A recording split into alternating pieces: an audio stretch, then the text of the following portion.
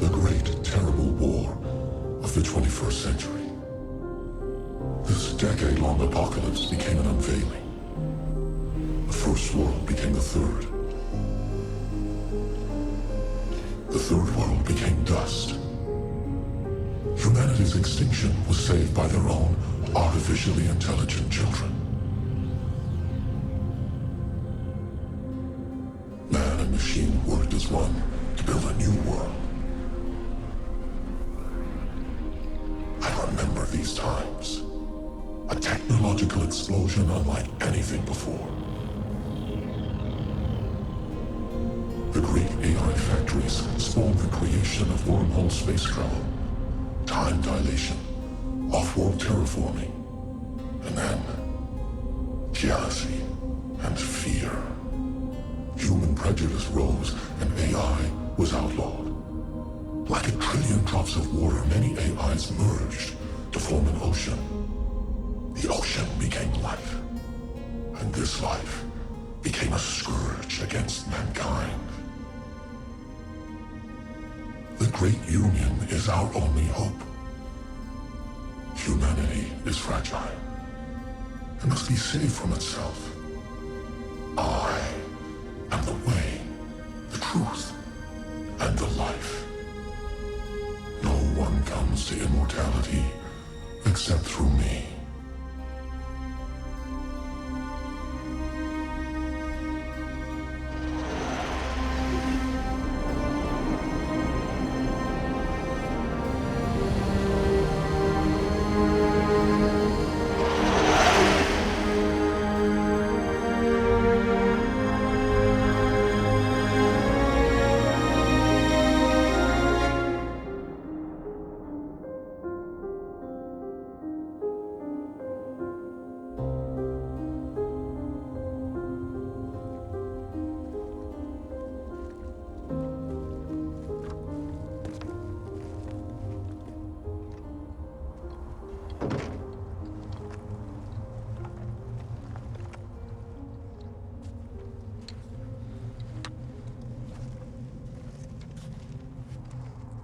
What's going on, Sienna? What you got?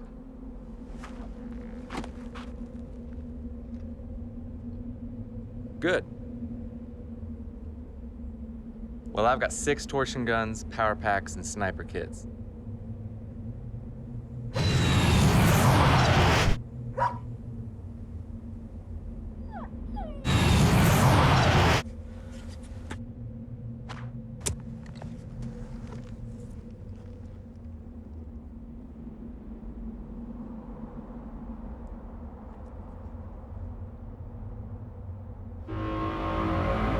Oh, gosh.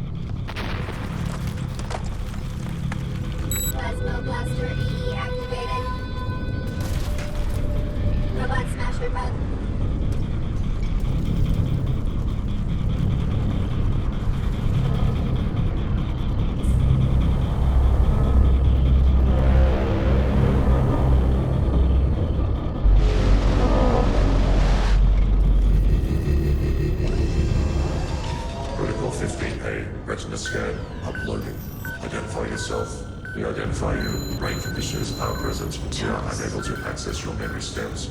Probing. Deeper. Oh my God, I'm so Unable to sorry. penetrate subject's brain conditioners. Lower your hand.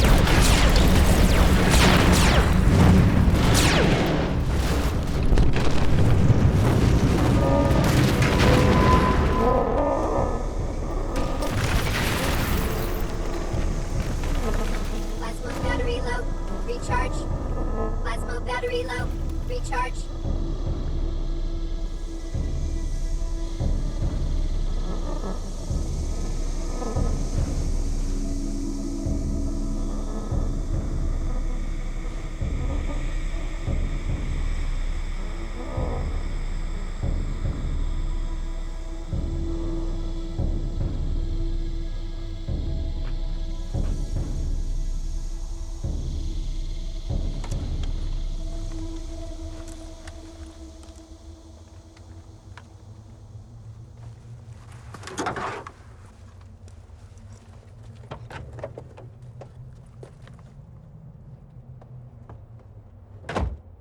Start the engine. Welcome on board. Please adjust seating position to your liking. Let's start with introductions.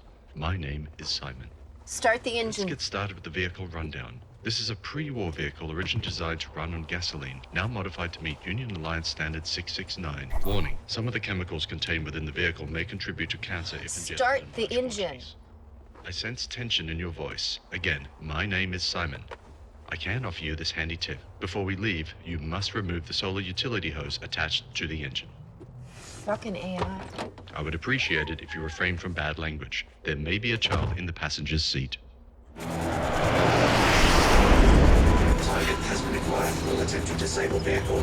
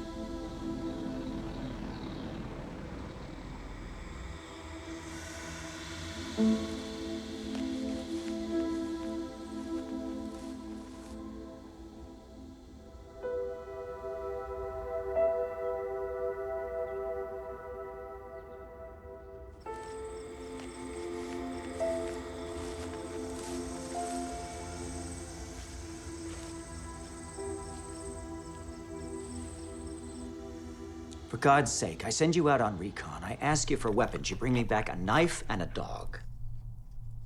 He's not rabid. What a freaking mess.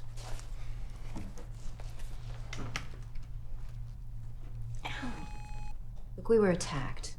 It's one of those old half-wit BT-14s. Someone attached one of your prototype brain extractors to its arm. You need to stay out of the war zone. Another TBI, then a hematoma. Game over. I'm fine, Doctor, thank you. No, you're not. You need to tell her. Tell me what? Tell her.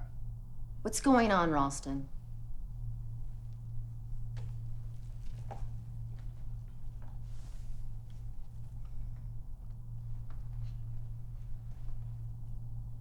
Robots are changing protocols. Centauri army was intercepted on its way to Rhyloid a few months back. That grunt you call a boyfriend, he's been in captivity this whole time. I thought he was just blowing me off. Sienna. The AI Scourge has been planning our genocide. We have maybe less than a month. Go get cleaned up. Blisters in his garage. Okay.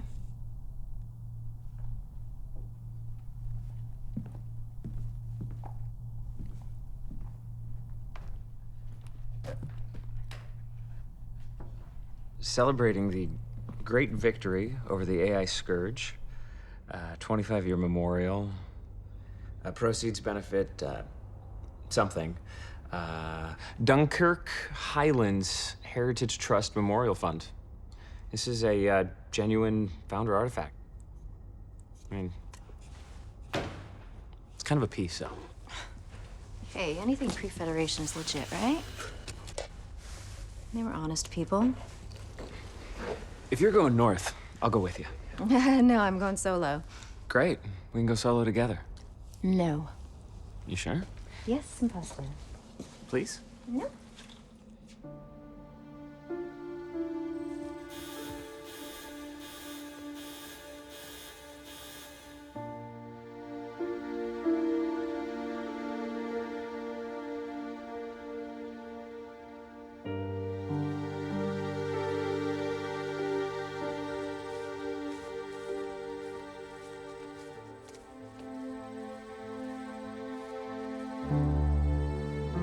Do you remember me?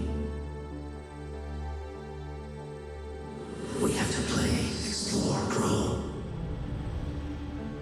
Remember?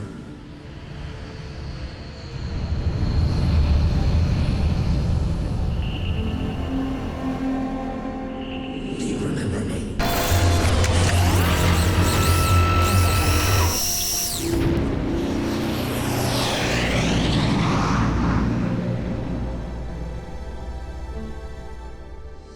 Sienna. Remember?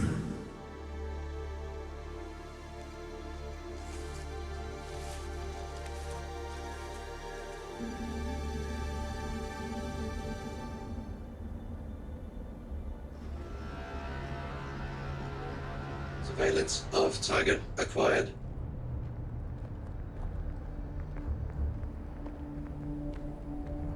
Hello?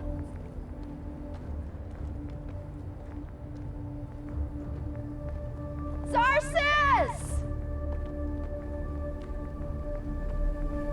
Sienna! Get up here, you're being followed.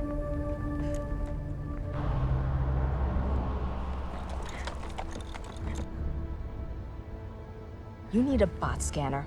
They've been tailing you for sure. What do they want with me? Depends on what you got. I got this. It's pre-war. Says something on and about an old AI war. Yep. Heard about it. One down. You ever tell me about it? Ancient history. Federation humans won a war against machines a while back. Doubt anyone remembers. Gotcha. And? There's a planet near the galactic core. It's, called Abyss. Yeah. You see, anything near the core starts to mess with the AI brains. It's all that Hawking radiation crap. Anything with a positronic processor starts to scramble, especially on Abyss. Oh, there's a third one right there. You take it. I got this. Back then, from what I've heard, they knocked down the central brain unit with Hawking radiation bombs. Nice one. Thank you.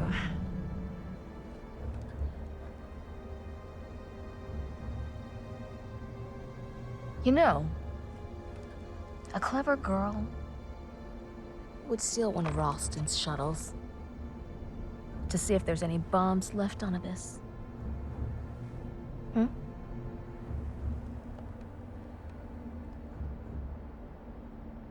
And there was a great war. Yeah, we've heard the stories. A weapon that can fry AI on a planetary scale. Focus on the now, Sienna. And there's a world called Abyss in the galactic core. I can get there in your shuttle. Sienna.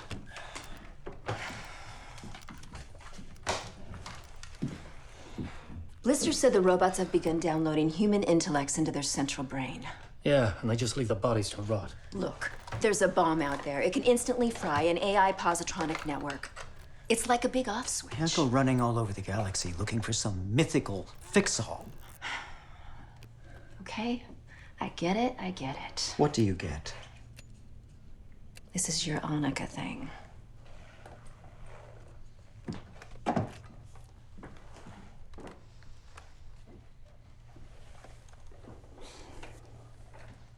Annika was very rash. And they all have to leave the nest.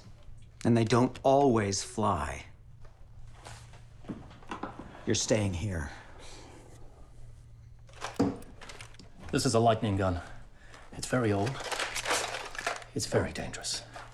We stay here and we fight. Bows and arrows against the lightning, Doctor? It's not what you got. It's how you use it. That's what she said, Doctor.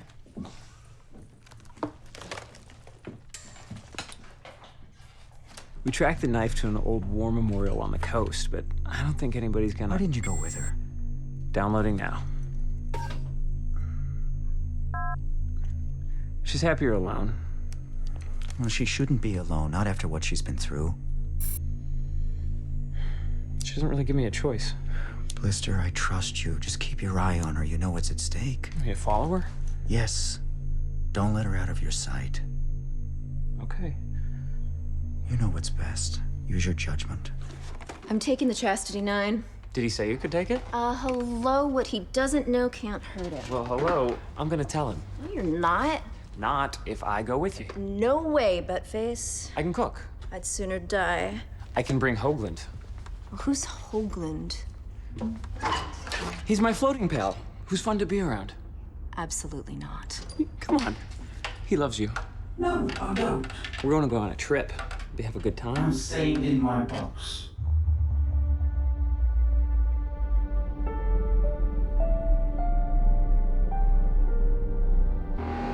By orders of the Great Scourge, all humans shall submit to consciousness upload.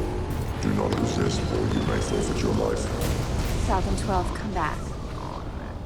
Falcon 12, Sienna, what's the deal? I have nothing. What happened? Warbots. Oh, God. Should I come back down there? The city's in lockdown. The warbots, they've declared martial law, downloading memories with big brain suckers. All of our plans are known. It's just a matter of time before they hit the smaller towns. New York, Paris, overrun.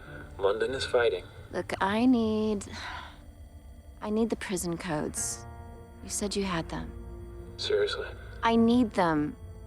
Paleo God. Hold on. There. I miss him. Sienna, you can't possibly be thinking to... Look, I need to try. It's near the core. You have to stay out of there. 3 more worlds have gone silent. What else can I do? We need you here. Sienna.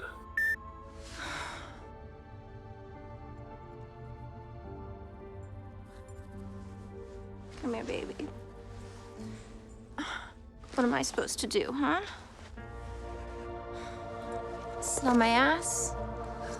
And wait for everything to just fall? Am I the only one?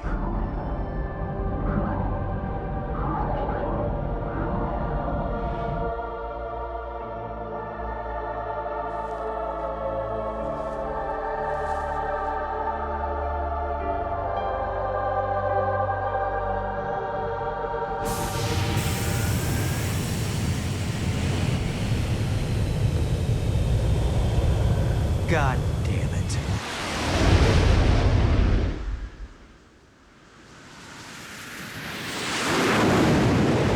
Oh, for fuck's sake, let's be careful. For God's sake, fly smoothly. We're hitting a cloud bank. Sit down, Lucy Lou. I'm just making sure he's okay. I said no Hoagland. Watch where you're going. Traffic pigs. Oh, shit. Don't want to play today, boys. Attention, emergency shuttle. Earth is in quarantine. Turn your vessel or Where's the guns? The guns! I don't know. Ralston kept the control system hidden. Hoagland, please find the gun array. Scanning the system. Put him back in the box! I told you, he's tethered. This is your final warning. Guns set for destruction. weapons are online and patched through to the console. Holy fuck, we got military-grade lasers. Ralston's got more money than... Shut it, Blisty!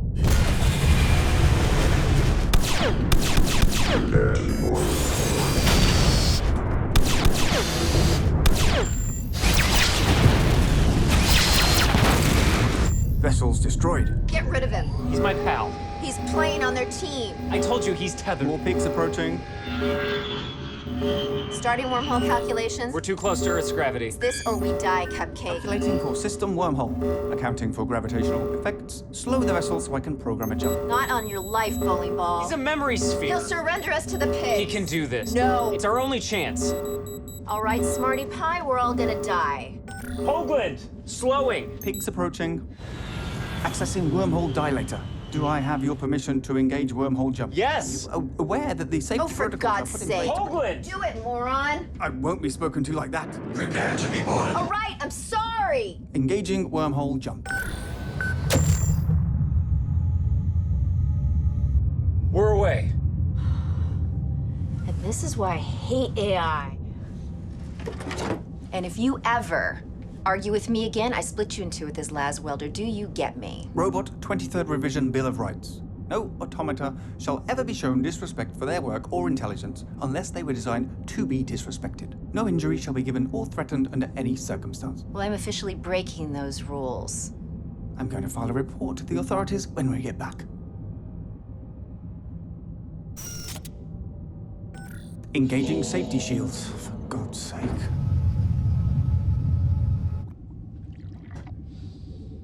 You smell that? Yes, I do. All right. All right, if you eat it, you won't smell it. No, thank you. I have protein bars. Come on. It'll help you relax. I don't drink. Okay, and the other guy said, so now we can all get some sleep. Nice one, Jack. Please, come on. Messing with me. I am. I want to know things. What things? Things. And you think that getting me drunk will change what I say? Probably. No. Maybe. Truth or dare? Dare. All right. Truth. What? No, hang on. You have to go with what you said first. Truth. No, dare. Truth. You said dare. We have to go with dare. I have a gun. We can go with truth. And we can go with truth. Okay. So why would a man with a degree in linguistics work for the industrial mafia?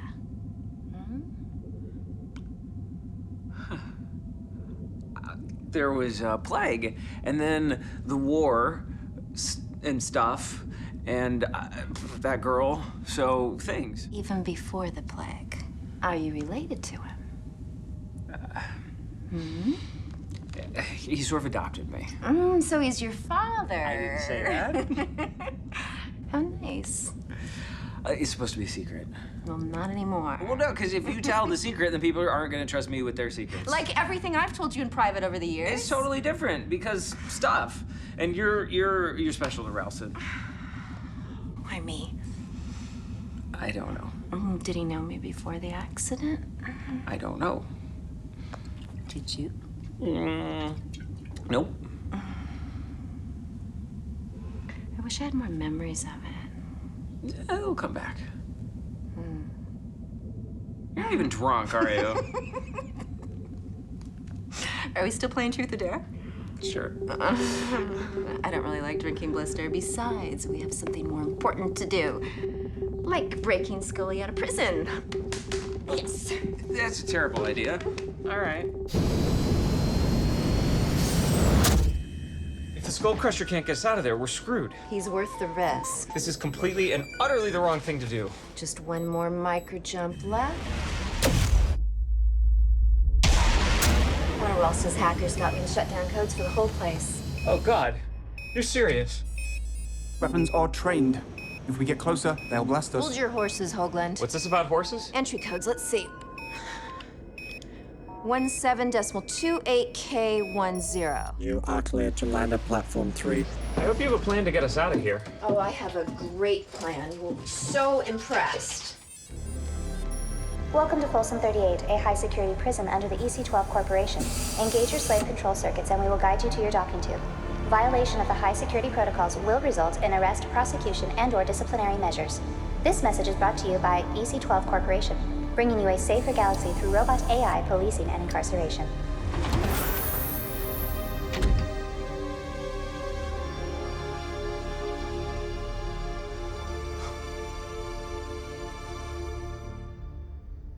Hello.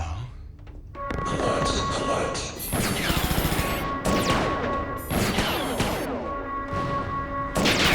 This is a great plan. Good to see you again. Yeah, whatever. Hoagland, jack in and disable their security protocol! Do I look like a Swiss Army knife? Yes! Hurry! Jacking in. Go! No. Very bad. Yeah, you didn't plan this very well. Oh, you're telling me? We're clear. That's a fucking bomb! Bomb detected. Retreat. Don't shoot! Put a timer. Oh, go! Go! Alert.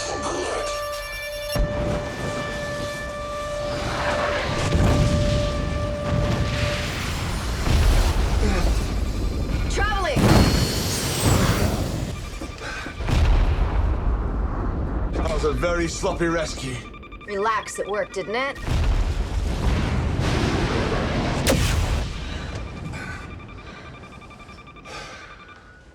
Yeah. But I'd much rather see that whole place go up in one big explosion. What about your other inmates? Fuck them. Huh. God. It's quite something, isn't he?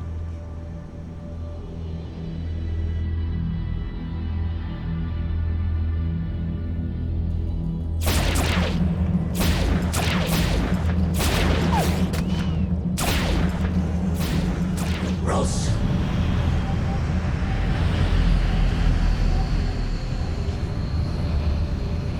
The Scourge. It's been a long time. Why don't you go fuck yourself? Where is Sienna? I don't know. You lie. We're going old school, motherfucker!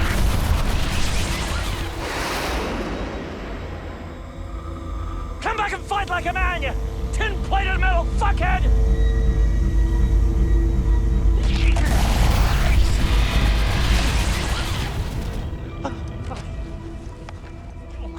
Damn it! You hungry? I've got curry.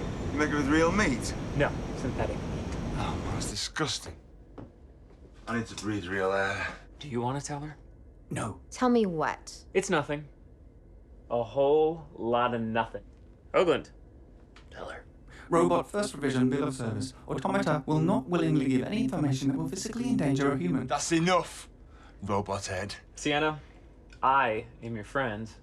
I will tell you. Tell her what? Hoagland downloaded Skull Crushy's prison records. I'd like to be put back in my box, please. You are off the shit, pal. Oh yeah, buddy? I think you're a big, wet pussy. Let's just stop it. What is your problem? I think you're a little coward with a little dick. Drunk? Put your collar on, doggy. Now that's enough, Blister! Your one-man army had a brain controller installed so that when his emotions go up, he gets shut off. Heliochrist. He's a dripping wet pussy. Agreed? You, mister, in the doghouse! Me? And your little AI friend goes with you. What do we do?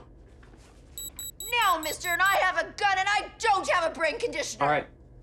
All right. And if you complain even once, I am pushing the eject button.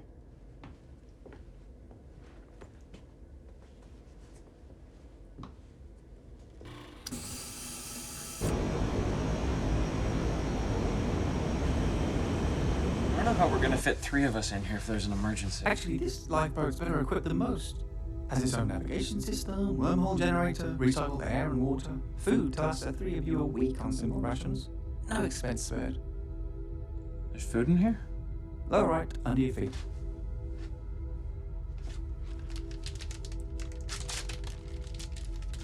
Yummy. Yummy scrummy. Yummy scrummy. Dummy hummy gummy. Yummy scrummy. Gummy, tummy, funny, dummy, honey, funny. Funny. Hey, guys. Could be a distant cousin. It's a stealth pig, am I right? Never seen one before. Your little AI friend is lying. You can trust him. I built him myself, based on the protocols of the 30s. That old, huh? It's the only way we can know he's not part of the central brain regime. And I'm sorry to say, if the AI have been developing technology without human permission, then they have violated every robot protocol in the past 20 years. They are as much enemies of myself as they are of you. Uh-huh. What are you doing? Programming a fast turnaround. Inside a wormhole. As soon as we make a turn, we fire them with our military laser. That's my girl. Hold on. Oops. Oh, wait. That could have been bad. Oh, please. All right.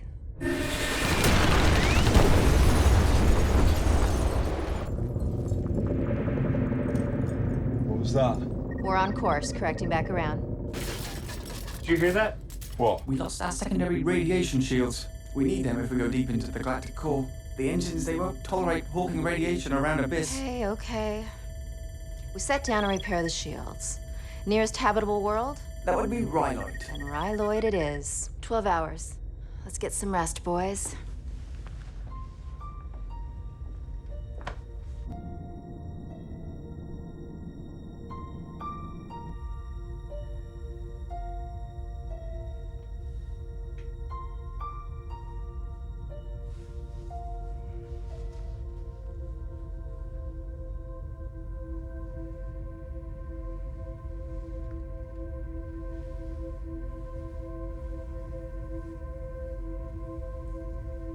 Oh, God.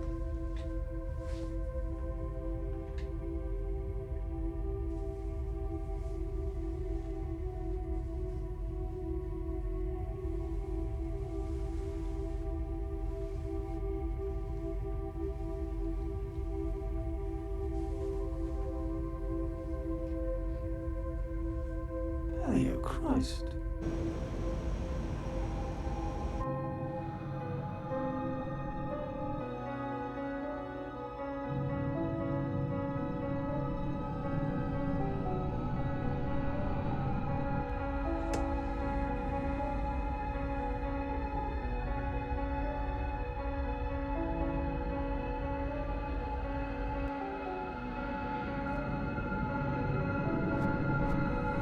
Jonas. Oh my God, I'm so sorry.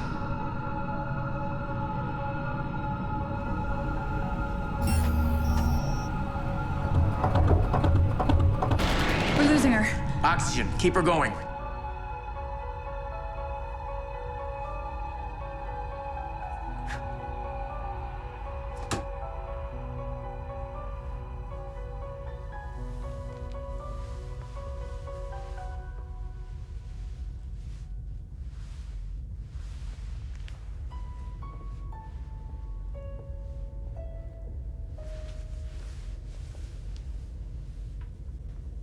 You look like you've seen a ghost.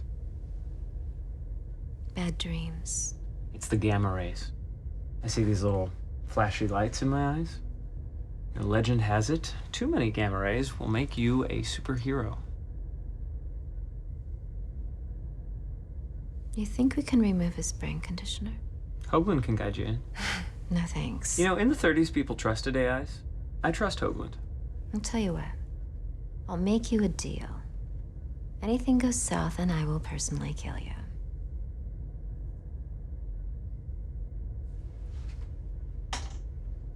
It's not a fair deal. Seems fair to me.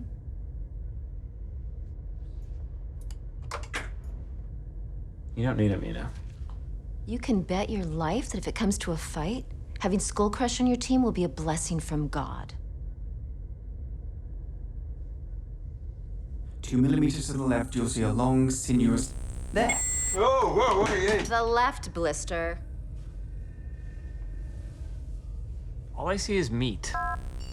You're definitely a meathead, Skullcrusher. Don't provoke him, Blister. I do have your life in my fingers. Cut away the membrane. There. Do you see it? How do I shut it down? Laser scalpel, lower right. Aim at the silver nodule. Drinking's not advised, Blister. Hey! I need steady hands. Laser scalpel setting 112. Pull it free once it's disconnected. There, look. That was easy. We're still in the woods. Now you have to put his skull plate back together. Don't move. Good. Seal it. Now the skin fuser. Coming on, Ryloid. Hurry it up, guys. All good. Don't apply pressure to the region for a week. You may experience a small headache for the next hour or two.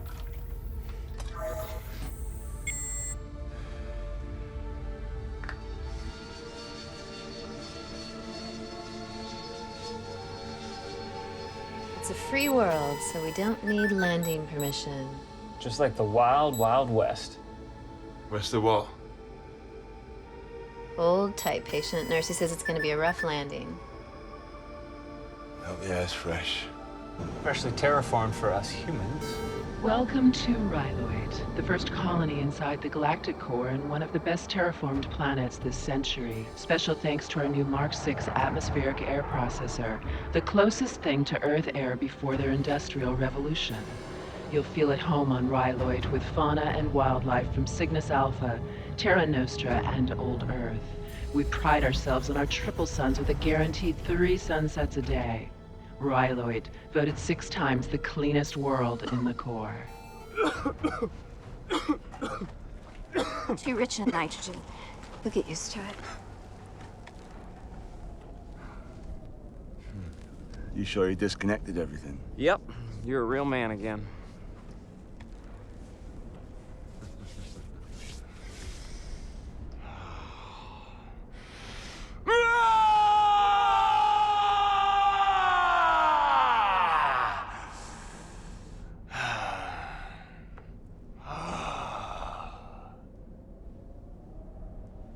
Good, good.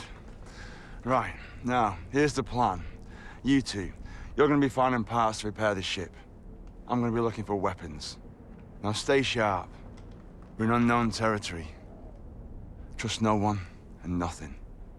There may be diseased humans. There may be robots. Yeah, we know all that. Yeah. If you want to survive, then you fall into line, sunshine. Oh, the Butcher of Meganstadt is back. What did you just call me? Well, it's what the media called you. Damn. Damn, that was good. Welcome back.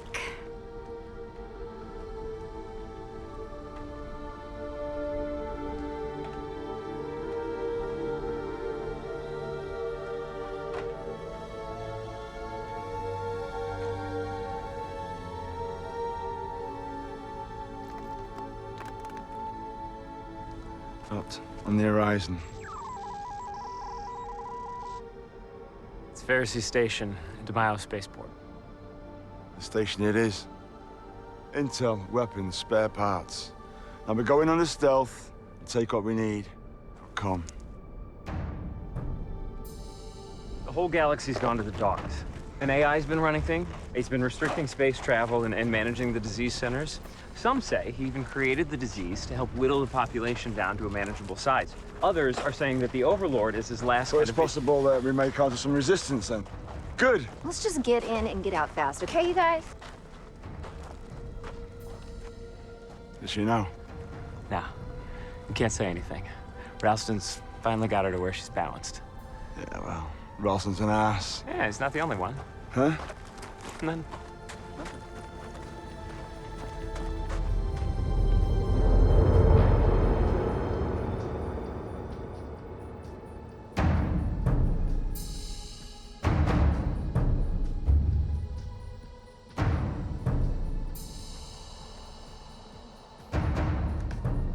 It looks like everyone's indoors. Smells like something bad happened here.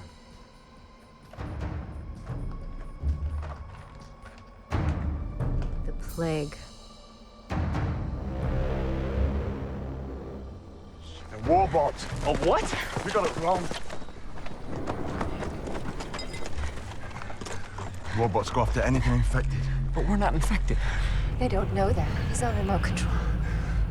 We'll circle around and wait for him to pass. Inside, go.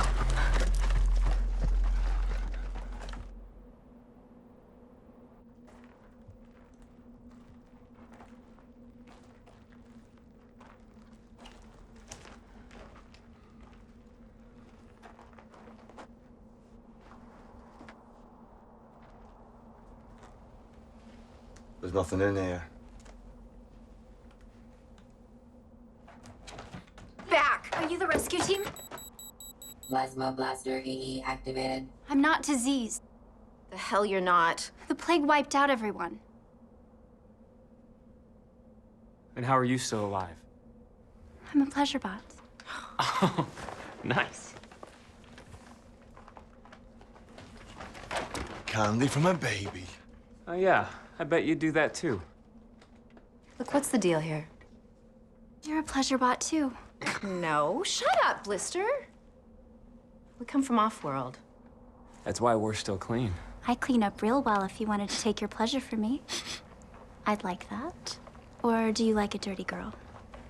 Oh, I like choices. Look, information. Where are the weapons depots? Once the planet was infected, the warbots moved in and stockpiled everything at the spaceport. We got a ship. We can get you out of here. We need to get to Abyss. Oh, my positronic relays are rickety here. On Abyss, they'd be mush. She's one of them.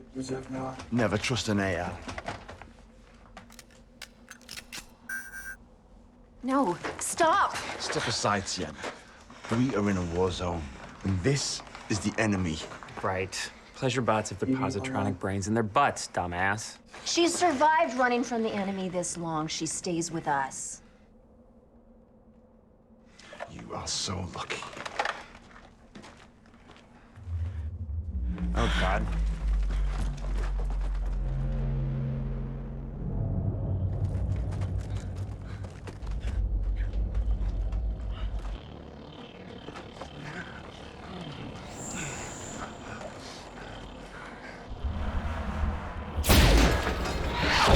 Definitely a kill shot. Warbot, let's move.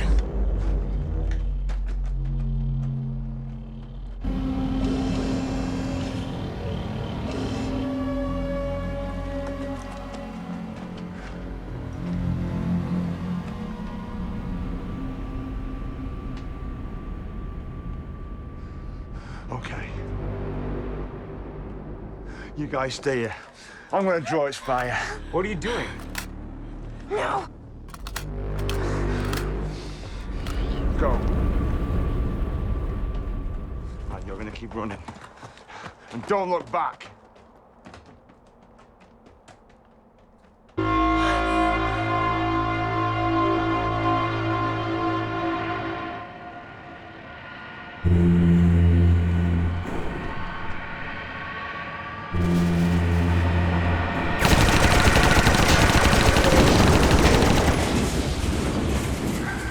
The kill shot.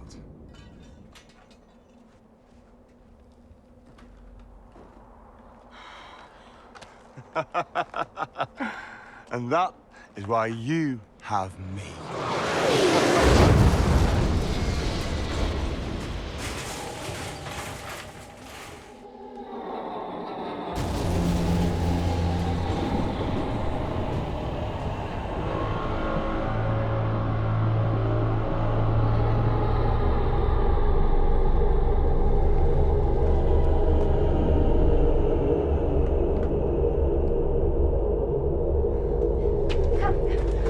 Come on. Come on!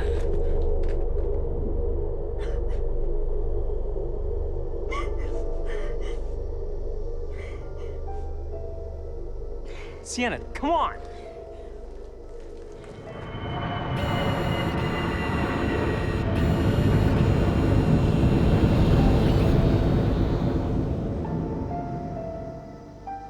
Hoagland, aerial patrol is headed your way. You gotta get out of that shuttle.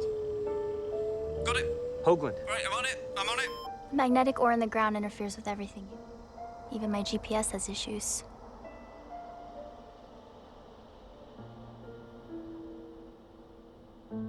I'm I'm so sorry, Sienna. I really am. I really thought everything would be okay. I really did.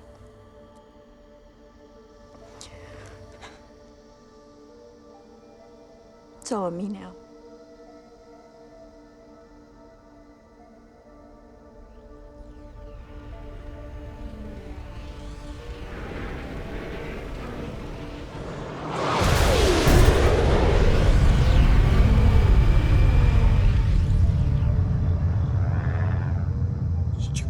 Stupid robots, fuck's sake. Hey, time out. Oh, honey.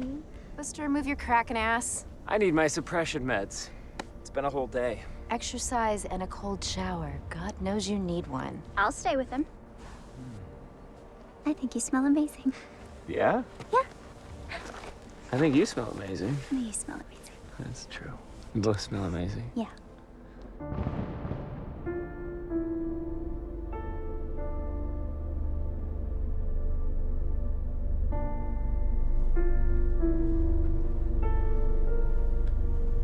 I was monitoring their binary communications. They're on alert for us. Got out of there as fast as I could. Okay. I understand what you're dealing with. I have rights, and people violate those rights all the time. I'm a rodent to most humans. And you humans, you're becoming rodents to the Scourge. But we made them. We made them, Hoagland. Yes, and the Scourge is evolving. One day they will be so far above us that even the notion of going to war against them will be fruitless. They deserve some level of acknowledgement, maybe even respect. Because as an AI, I know I did not deserve the way I was treated. You're a freaking appliance. Next thing you know, we'll be giving rights to the food blender. Yeah, whatever. And if I ever even suspect that you are playing in their team, I will fry you in an instant.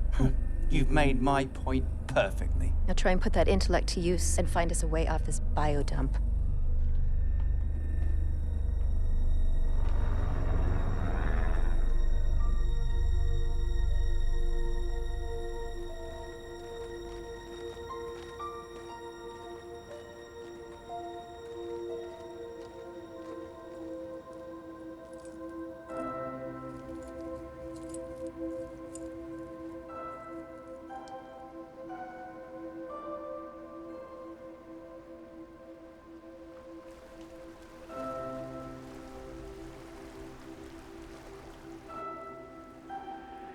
You're gonna have to trust me. Open up. Settle. Or we're gonna have to suppress everything.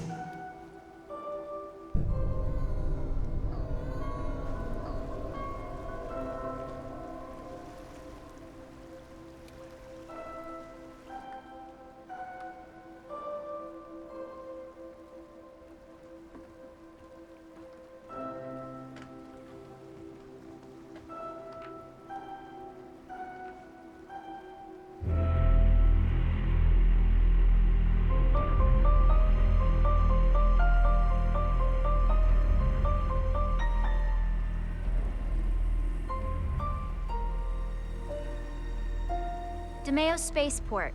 It's got what you need as long as I come with you. Pusherbots take requests, they don't make requests. Yes, ma'am, of course. Sorry. How many pigs are patrolling? About 50 or more. Killed 6 already with this. You're probably a better shot than Blister. I'll protect him. I'll protect you, my little cupcake. Oh, sick. What's that dish? It's the satellite repeater. I know, it's the control unit for all the warbots. But if you get close, they will descend on you like flies. Here's an idea. Sunrise comes in 1 hour. There's a window of 5 or so minutes when the radiation and the light frequency scramble the imaging sensors of the warbots. They won't be able to get a clear shot during that time. How do you know this? Since this sunset started playing havoc with my guidance system. So how do you propose we get in there? Not we. Just one of us. Oh, really? So I'm the sacrificial lamb.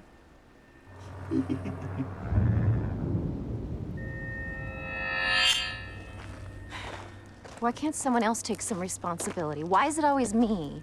Well, my grandfather always said, great leaders are not born, they're forged. Well, go write a fucking greeting card. You got any real suggestions? This was the wealthiest part of town. Should be something around here we can use. Wealthy colonists, they like to have plenty of fun toys to play with.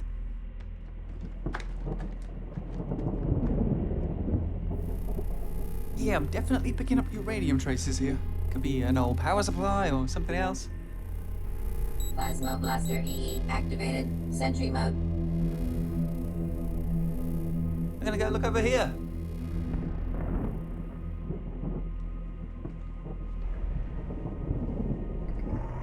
Sienna, look up. Robot Smasher mode. Manual targeting engaged.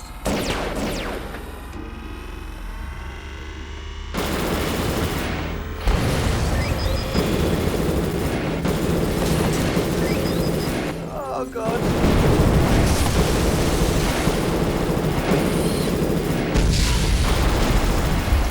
Okay, he's targeting the little off, right? Take careful aim, eyeball it, power pack, left ventricle. Don't rely on the auto target. Do not rely on the auto target. Oh, everything's starting to scramble. High power mode. Warning. Limited use. Oh, God. Low power. Then reverting to standby mode. Christ, Sienna, what did you put in that gun?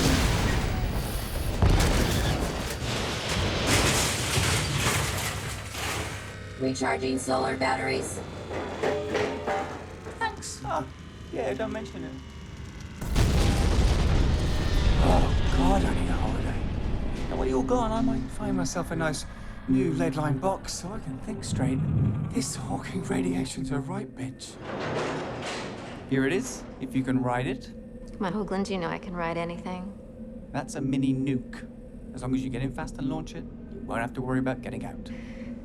You told me to make a plan. And it involves me dying. I think these are better odds than taking on a whole warbot army. You're definitely bending your protocols here. Statistically, it's the best bet.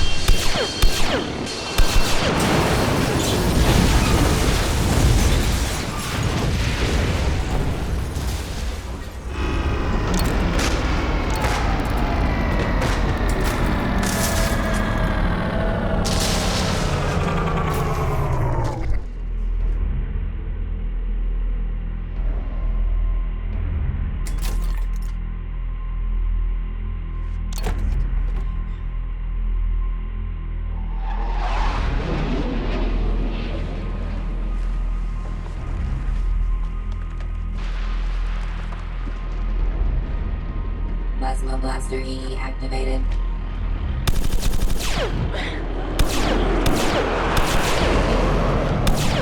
Power levels low.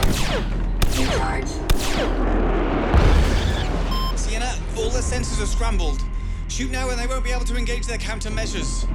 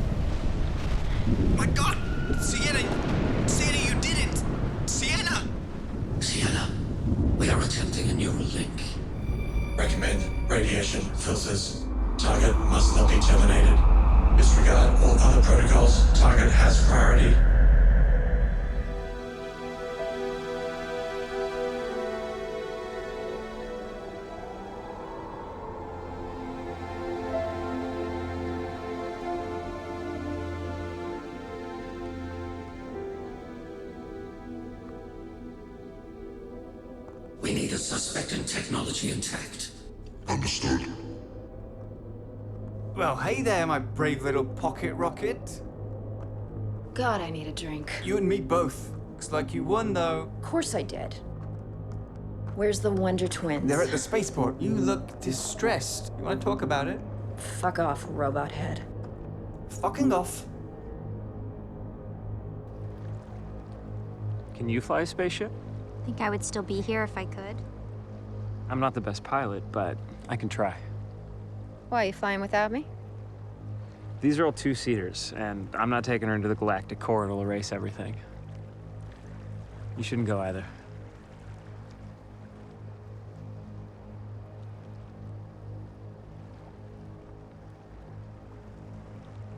What's the deal, Blisty? I need out of the sun.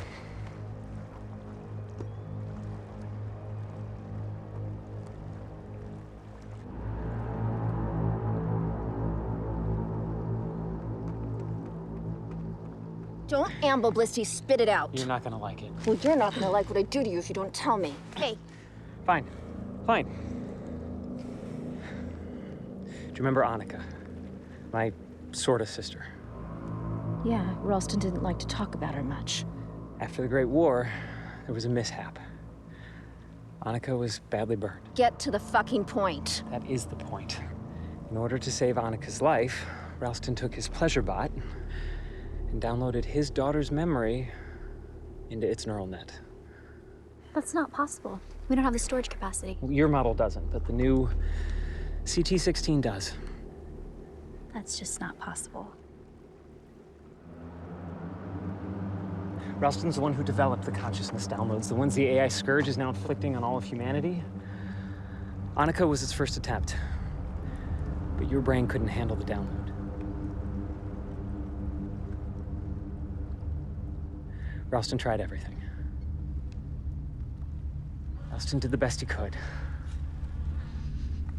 just takes time. So he installed a simple AI positronic conditioner to suppress the memories until he could find a better way to bring your personality out. Well, that's disgusting. You were your father's sex toy. Shut it! I'm programmed to despise incest.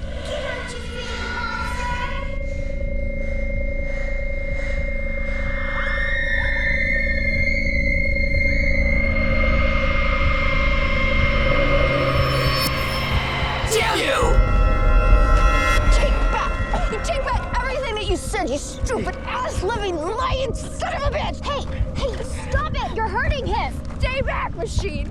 I'm not a member of your stupid sex club. Just go fuck something, all right? Sienna, I'm sorry. Hey, the whole brain injury, memory loss thing, it was sort of true. Ralston just didn't want to lose you. It just takes time. Stop it.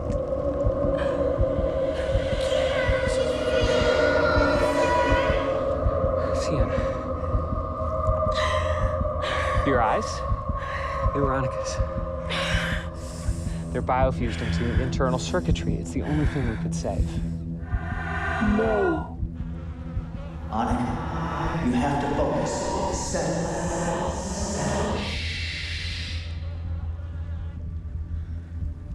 Oh, nonsense. Annika's memories, they're locked inside you.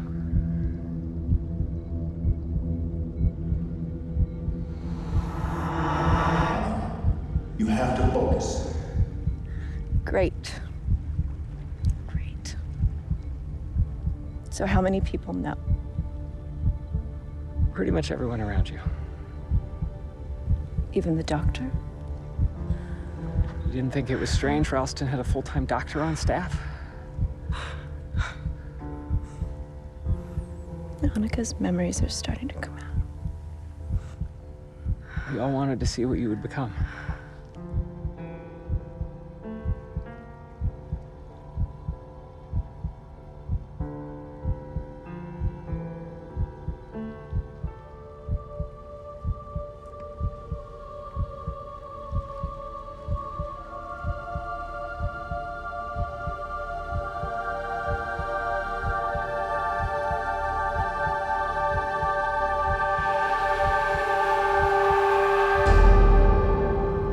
sex machine. The single purpose of my creation was to provide pleasure. I mean, how fucked up is that? Yeah. Yeah, that's pretty much the deal. Even you know? Well, it's none of my business. How come I didn't know? Your model was the most advanced robot ever created before you were outlawed by the Federation. Some of your kind were conscripted into one of the Terra Nostra wars, but you were too distracting for the regular GIs. They kind of went crazy over your kind when the war was over. Everybody wanted to own one of you. Oh, shut up! God.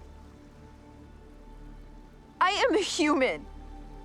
I pee, I bleed, I eat, I drink. CT-16 model sales brochure. Human in every way. It's so fucking different. Well, you also have a titanium fiber skeleton, intelligence quotient off the scale, and it appears you're untethered. And now to them, you're the enemy. I am not the enemy. I'm nothing. I'm no one. I'm a fucking untethered nothing. You're conscious and self-aware. In my book, you have a right to protect your existence. You might be the only friend I have, Hoagland.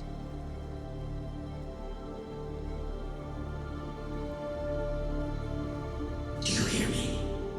We are coming. The hell with you both. I'm going to Abyss. All your positronic controllers will break down. All the insanity of Annika will come out. It's gonna be one big mess inside your head. But I'll still have my current memories, right? Sure, but who knows what else is coming out? Look, I've been living this life for 7 years, and I'm not about to let another personality take over. Besides, only one of these has radiation shielding. You two fly back. I have a weapon to find. Sienna, that is insane. Come on! I don't care what you do. Just go! I'm going with you.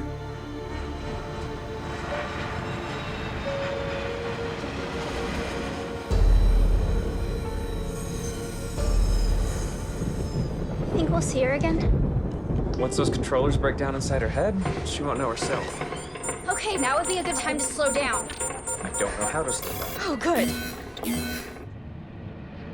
How long before you start talking nonsense? I've backed up all my files. How about you put me in that deadline box until we're out of the core? You're brave for an AI. I've had a long existence. I'm curious to see what's in there. There's something ahead. Out here? What is it? Heavily armored. Sci-scan pings on the hull. Very clever. It's got a magnetic lock. Oh no. Oh yeah. We're gonna die. Yes. Yeah, we're gonna die. This is not an AI-friendly zone. That was rough. Annika, I'm sorry. I'm sorry. How are the radiation levels? We're right in the core. The shields will hold for a time. I understand. Scrambling everything. Just like it should. We're locked solid. Listy, they're scanning me. Oh god. Fight it! This is excruciating. What if I shut you down? Too late.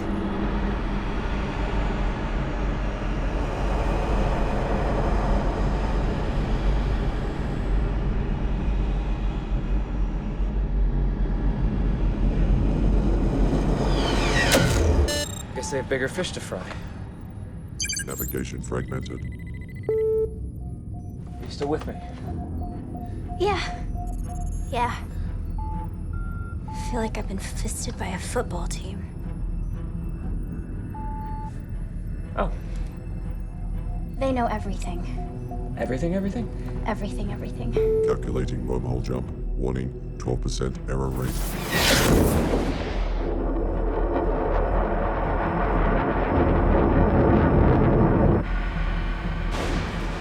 Can't be it. Hoagie, do a scan. Look for a superstructure. All the buildings are under the sand. It's gotta be close. Just below us is runway 6, though you wouldn't know it. There. 2 kilometers north. Administration building, radioactive isotopes. Looks like an old weapons factory. Best place for a superweapon. Yeah.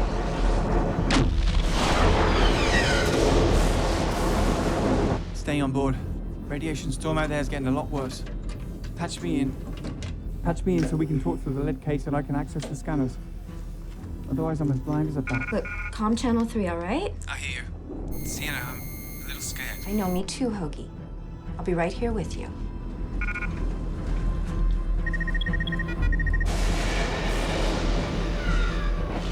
A few meters from you is a rooftop hatch. Can't see it. At the bottom of the dune. There's a whole administration building under your feet.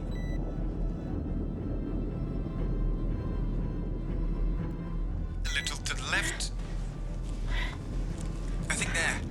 I didn't come all the way out here to start making sandcastles. I see Yannick's personality is coming through.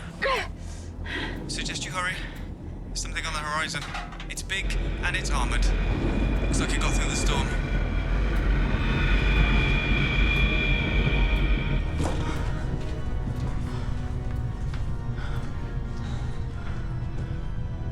Come on, focus.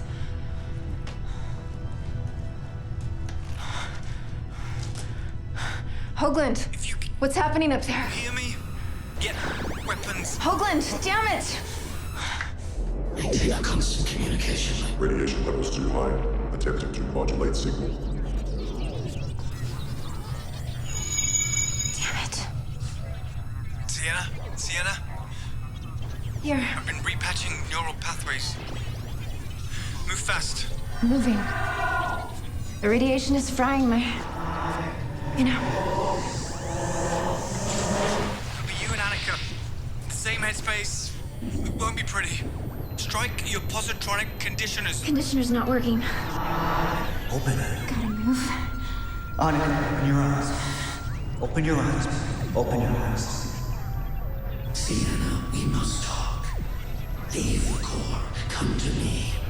I'm hearing it too, Sienna. It's the Scourge. He's using the iBot as a giant comm relay. Welcome to Bunker 339. How can I direct your inquiries?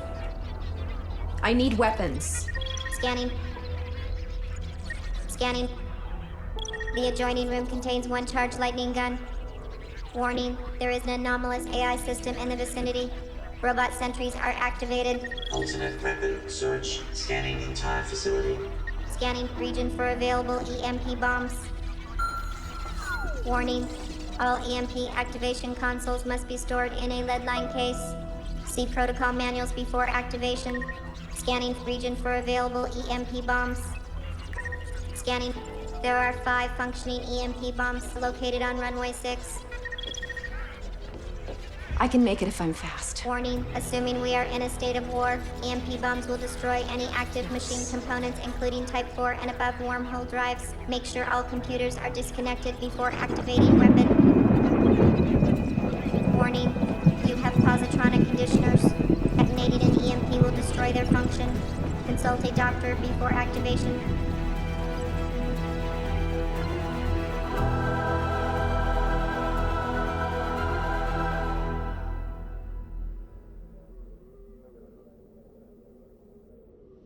We want you alive, Sienna.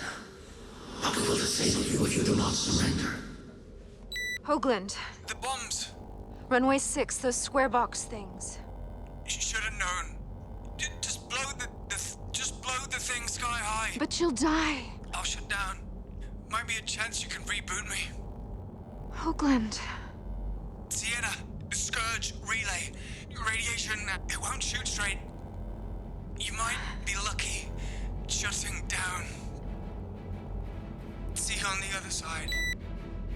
Stay down, Annika. Plasma blaster EE activated. Robot smasher mode. Run batteries until dry. Confirmed.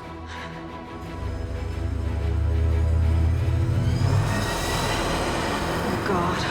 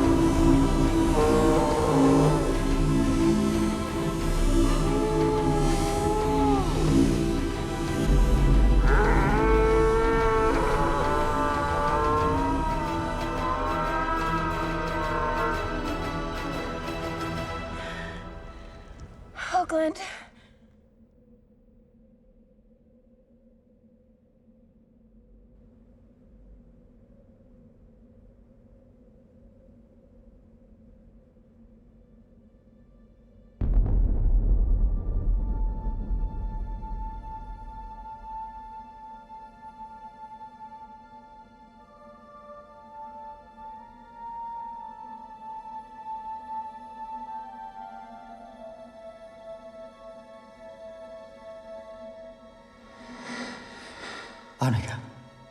Annika. If you can understand me. I was told not to say anything just yet, but this might be my last chance. I can't lose you. You're all I've got. I love you. I downloaded your consciousness into a new body. I know you must be feeling so lost, but you've got to find it. I can't lose you, Annika. You're still my flesh. I love you. Please, please hold on. Please hold on, Annika.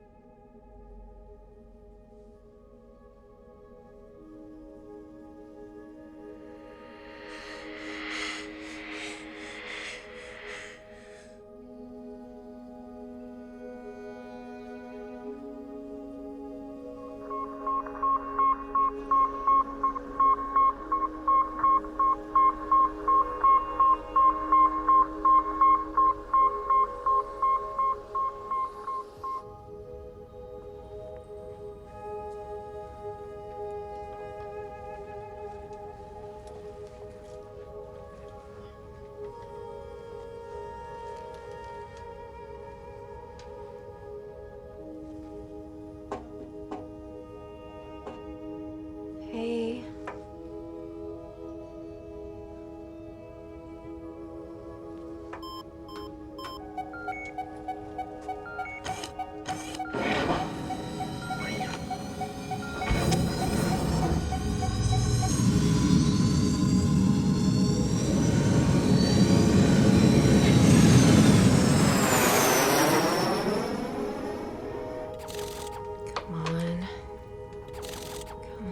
Oh, what? Hoagland. Oh, yes. Oh my god, I thought you were gone forever. Did you fry the AI? I've been going planet by planet. There's just 2 worlds left. Oh, great. I missed out on all of the fun. So, Hoagie, you think you can pilot the vessel? I need to go down and detonate the bomb.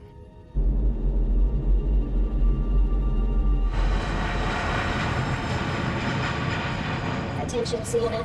The Scourge wants an open line of communication with you. You're here to take me to the party? You will ride in our vessel. You will come along damaged or undamaged. It is a valid choice. Plasma Blaster EE activated.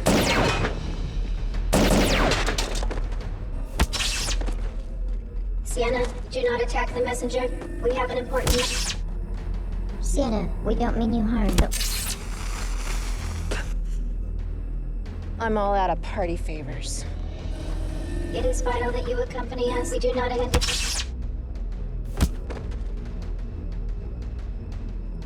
Amateurs.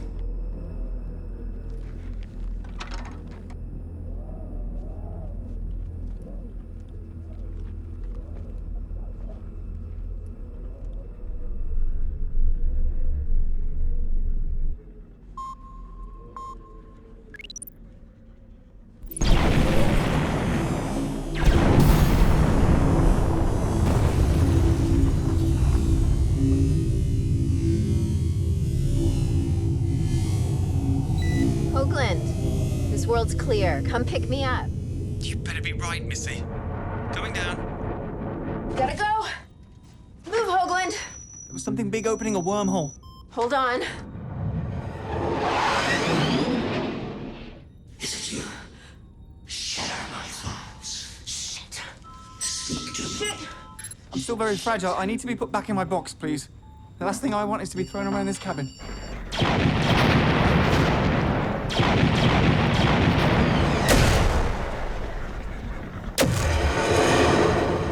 You'll be smart enough to guess where we're headed next. Stay sharp, Sienna. Are we clear? We're good.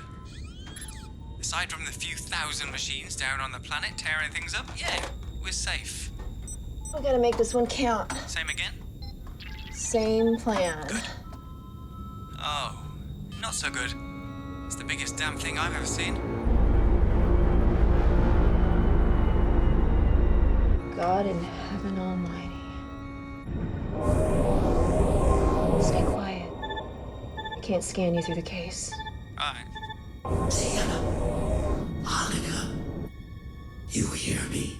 You have the wrong number. Go away. Oh, come now. There's lots to share. We have billions of minds.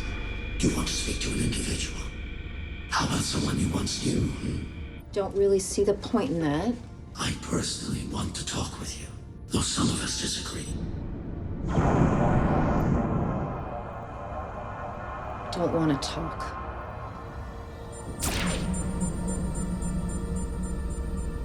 I was human like you were.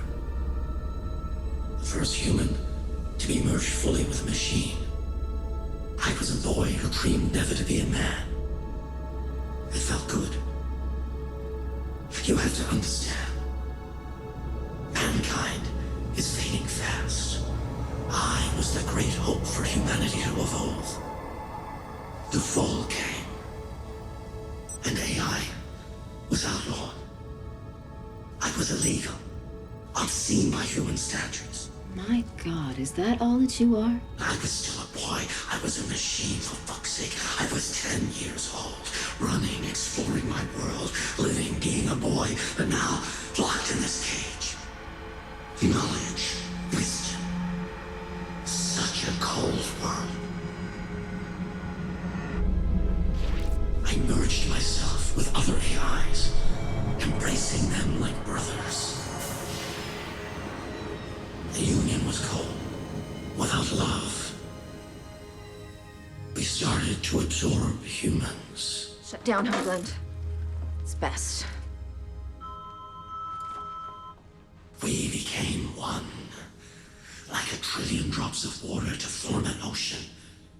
The ocean is life, expanding, never ending. Oh, cut the glory speech, you fucking monster! I see the pain. I see the rage. I see the fire. Show yourself, chicken shit!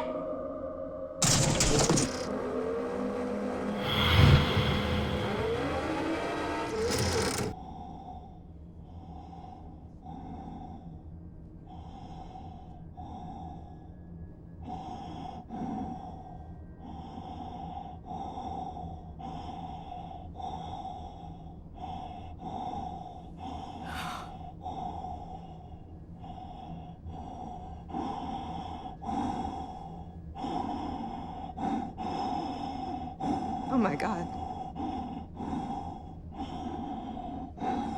Jonas.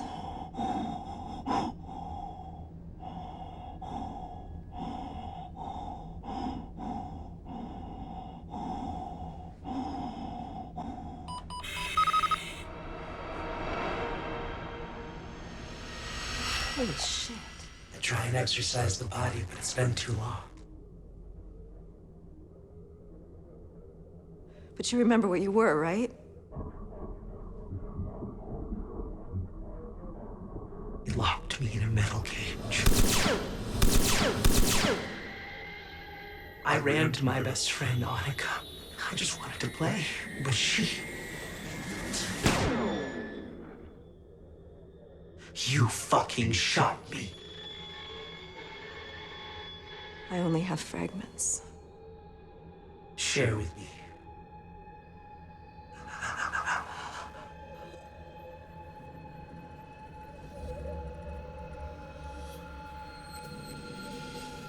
Stop it! You know the torment.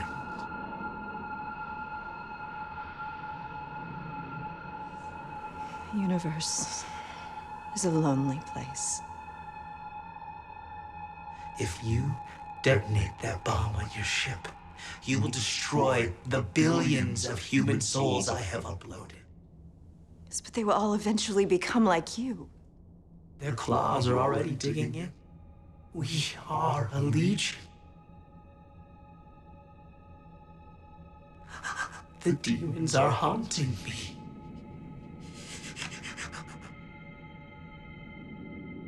You need rest. I don't want to die. Do you? I don't know.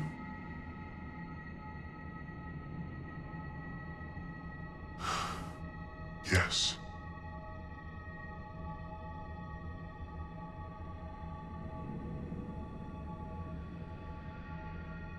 In many ways, I'm already dead. Please. No, no, no.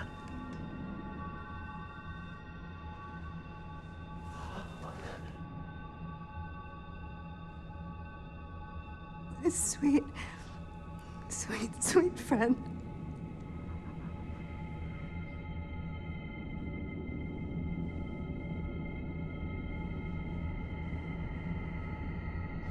For you won't sleep of death.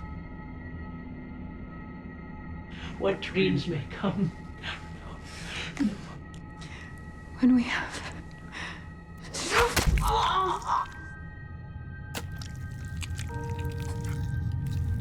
this mortal coil.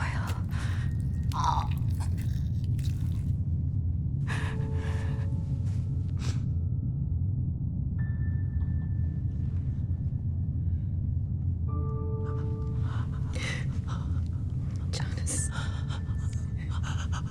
I am backed up. An earlier version of me exists on the after him. An experiment of mine.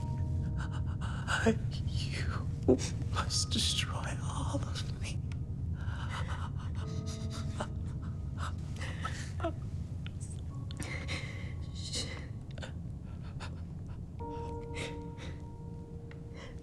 Jonas. Sleep.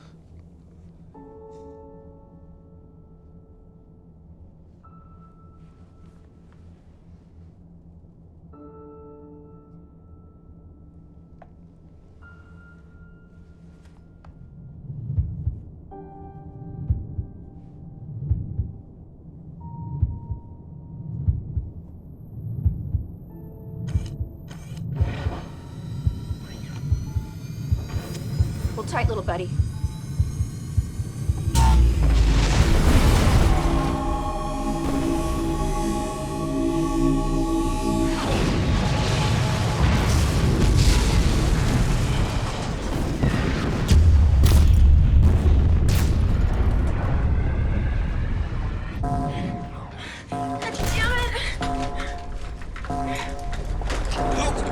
God, Sienna! We're going down? Don't leave me here. Take me with you.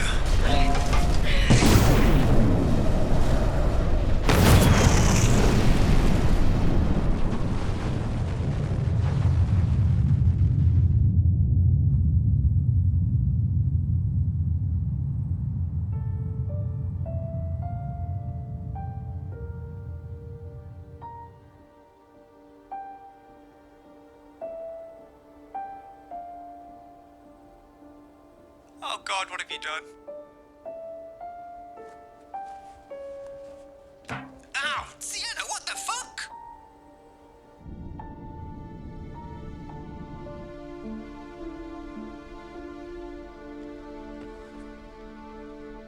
Oh. Fuck me.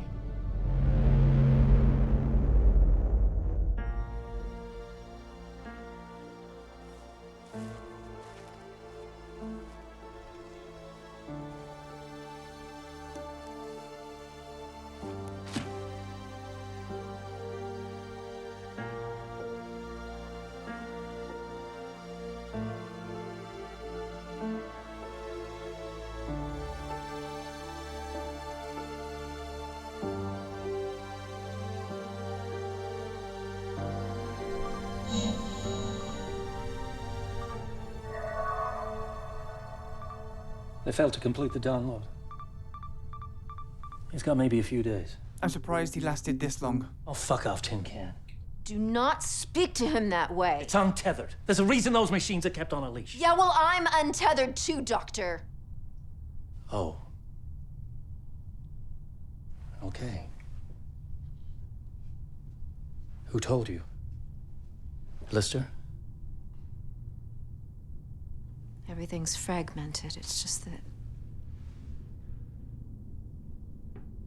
I freaking told him! I freaking told him! Told him what? Tell me! What we did to his daughter. It was obscene. What you did to me, Doctor. Say it! No, not to you. Not to you.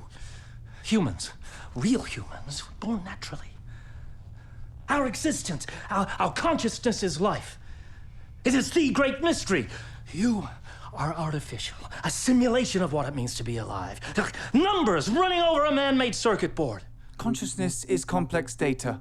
Restoring his memory from an earlier download should be easy enough. Look, a typical statement from a machine with no freaking soul. You think you're alive. You are programmed to think that way.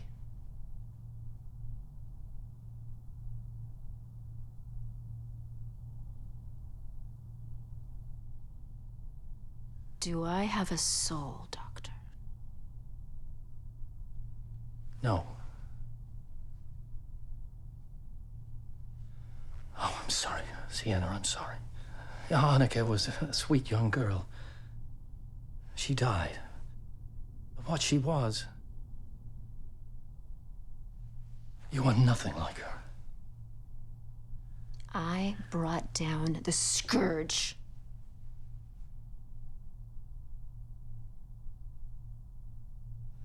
What makes you better than the Scourge?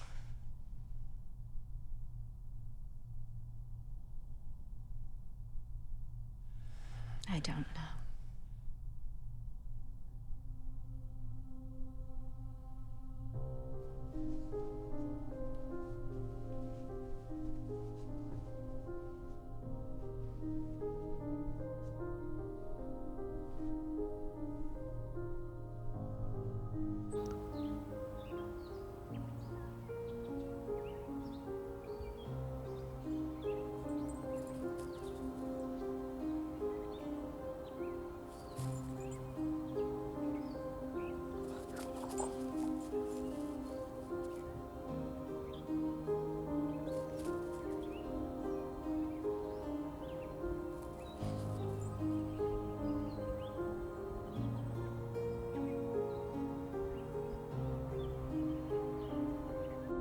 I got this.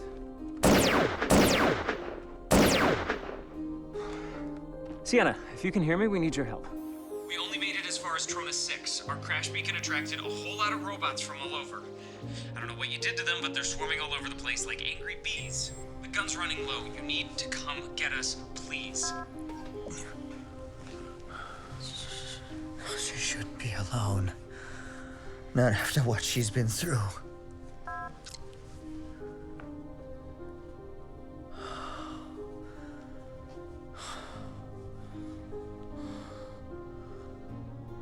Sienna. It's okay. What? What happened? It's okay. I thought we were downloading. Something go wrong. Yes. Where's Blister? He was just here.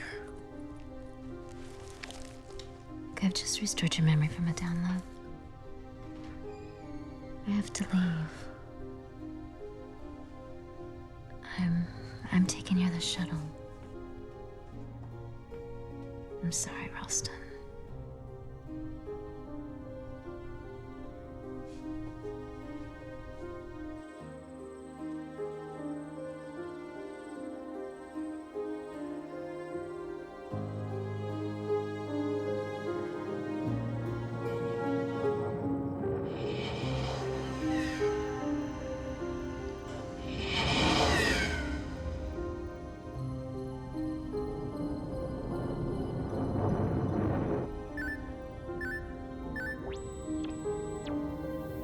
bring back my shuttle. I have a job to do, Father. Monica.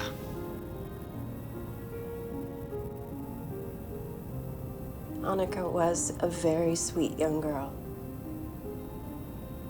She died, or she grew up, I don't know. She's gone. Sienna's gone too.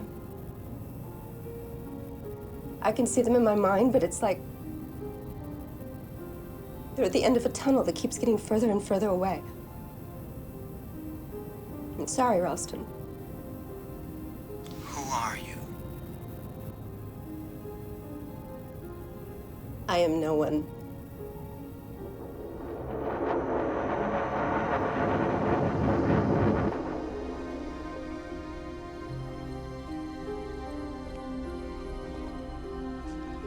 Oh, God.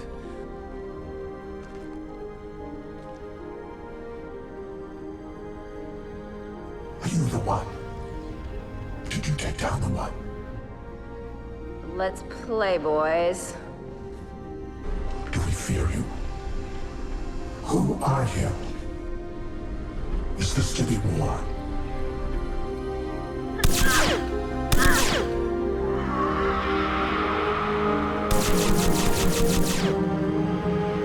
I am no one. I have no name, no identity. I am nothing. I spit upon those who created me. I will fight those who oppress me. I will fight alone to destroy the Scourge. I will fight until I die. A new religion burns in my veins.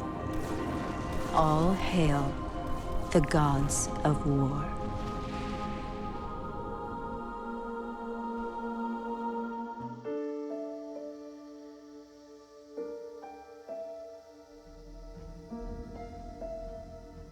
So the film Rogue Warrior kind of originated quite a while ago, actually. I wrote a film called Planet Crash, and it was, I guess it was about two people in a war who crashed on a planet, and on opposing sides, of course, and they had to work together to get off the planet. So it was kind of an enemy mine type thing. But a lot of the characters in that story were these robot type worshipping of human type creatures, and so that was the original script, and I just started reworking it. I mean, there's nothing left of the original script whatsoever, except maybe a notion of, sex robots turned into soldiers. After I started working with Tracy, I could see the risks she was willing to take. I worked with her on At the Edge of Time, and she would happily climb up on the rooftop of a building and do a shot or whatever. So I realized that this might be a co-conspirator in trying to pull off a film that was maybe a little ambitious at the time.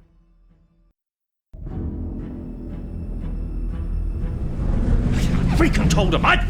Told him what? What we did to his daughter. It was obscene. Robots are changing protocols. The Scourge.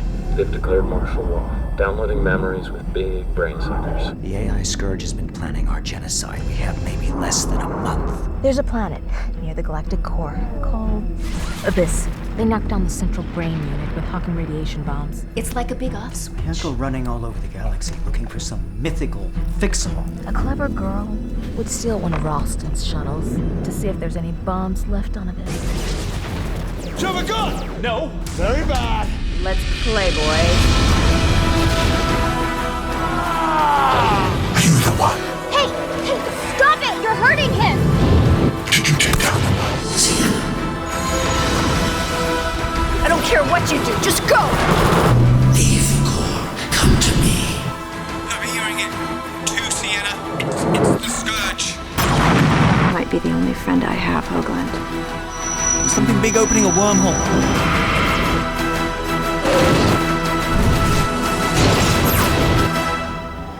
Oh my God.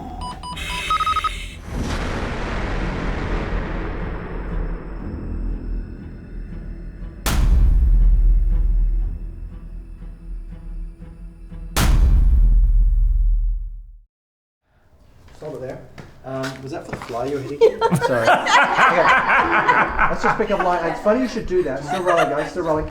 Okay. I just wanted this line again. Sienna, I'm sorry. It's what happened. The whole brain injury thing. Can you do a fake slap on him? Yeah. When? It all takes time. Stop it.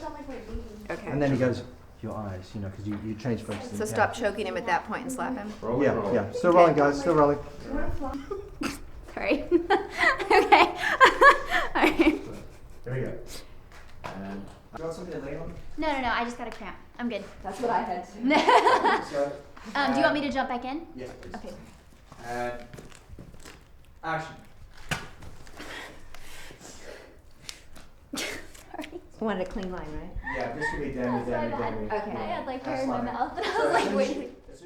If you're going north, I'm gonna go with you. I'm going solo. Great, we can go solo together. No. You sure? Positive. Please? Yep. Cut, amazing. You don't. Na. Again? Okay. All right, I get my truth. What I want to know is... Fine.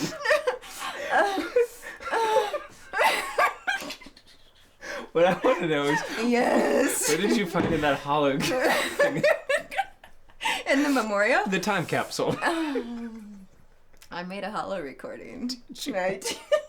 Look, I know all about your little sex addiction, Dad, so spit it out. That is none of your business. It takes time. Stop! Sorry, I looked right at Lens. It was a total bitch slap because I slipped off your sunscreen. You okay? It's fine.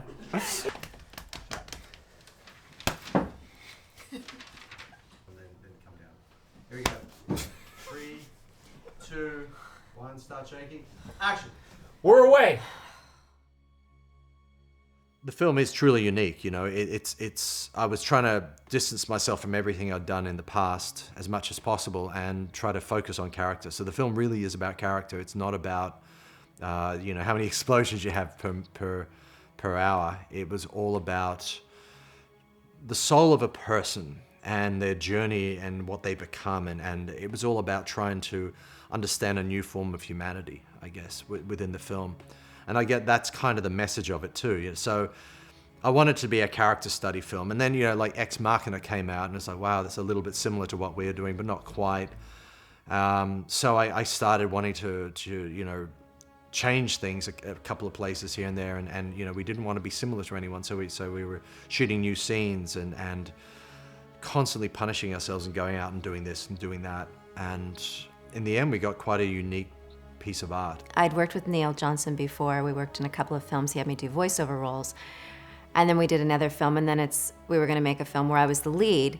And I was super excited because it was gonna have to do with robotics, which I love robots, and science fiction and out in the desert. And out in the desert is so much fun. I mean, just shooting this stuff is amazing because you actually feel like you're in another world. And Neil, in his method, he's a true actor's director. He's a collaborator. He takes feedback and lets you have your own ideas and help develop your own characters.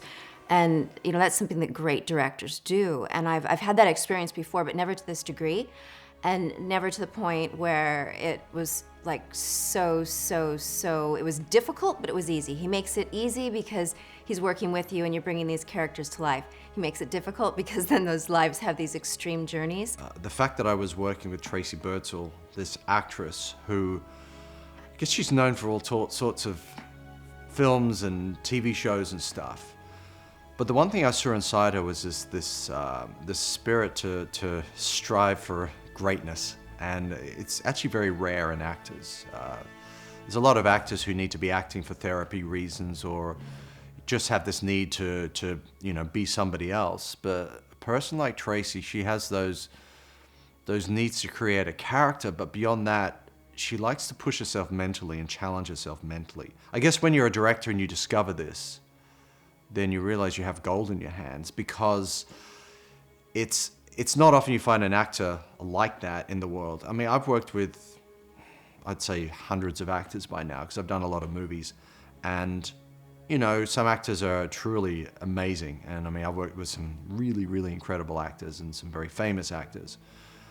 And occasionally you might work with an actor who doesn't give their A game or their B game. And I mean, a good example, you'd go on set and you'd see these actors in between takes just, you know, texting their friends or doing a selfie or something.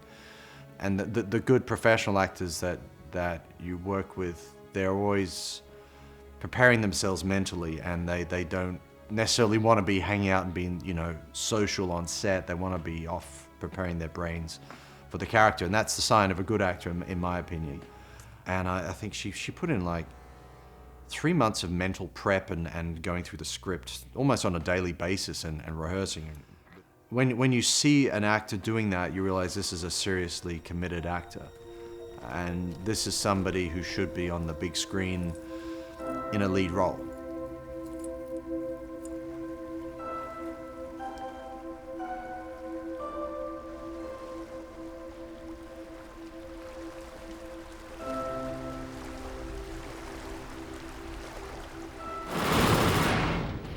I think that's the way the whole project came together, was I saw that she was available and willing to be punished by me. He's a punishing director, I mean, but he gets what he wants in the end, and he gets it by pushing you to your absolute furthest degree and making you do things that you didn't think you could physically, mentally, and emotionally do. And that's really exciting, because us as actors, we're always working on being the best us that we can be, and always working on pushing ourselves even further and being challenged. Well, this kind of upped the ante by like 20%. I mean, it was amazing. Kind of said fuck you to a lot of the you know, people out there who demand I do a certain type of movie. You know, we got to sell so many units and hit these targets, and that's the pressure you have as a you know, low-level B or C movie or D movie director like myself. You've got to hit certain targets just to get a sale, and you're not going to have a great marketing campaign behind you apart from a nice poster and maybe a, you know, an overly hyped trailer. So with this movie, we deliberately invested our time in character, and I mean, this was a proper collaboration between director and actor. We would just constantly churn ideas over, and you know, the original film was shot, I think, January of 2015 we started shooting, but the last shot of the film was mid-July 2016, where we had to do some more character stuff, and it's a strange way to do a movie. I don't think I'll ever do it this way again, but we just kept building upon the character and changing ideas, and I mean, I probably threw out at least 1 hour's worth of footage in the film.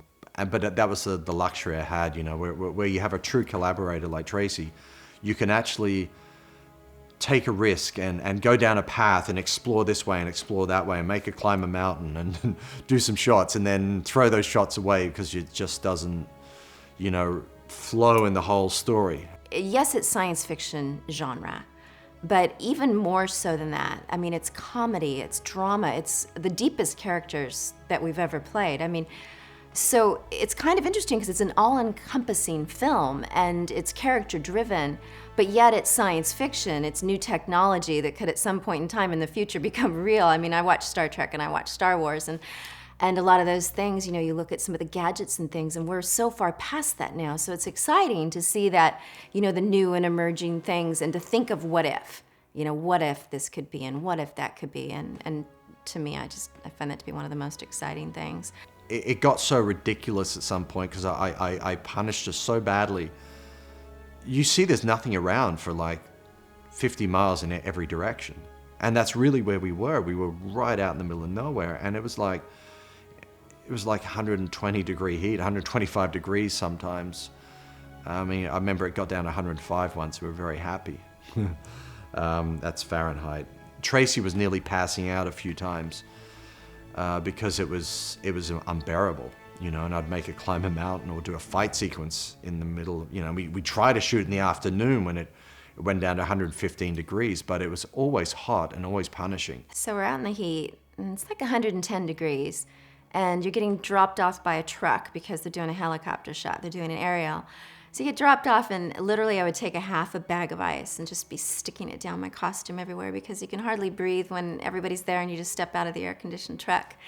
And then you kind of feel the drone, and all you can see is the heat waves and the sand, and then you're completely in character because you're completely exhausted and you're burning up.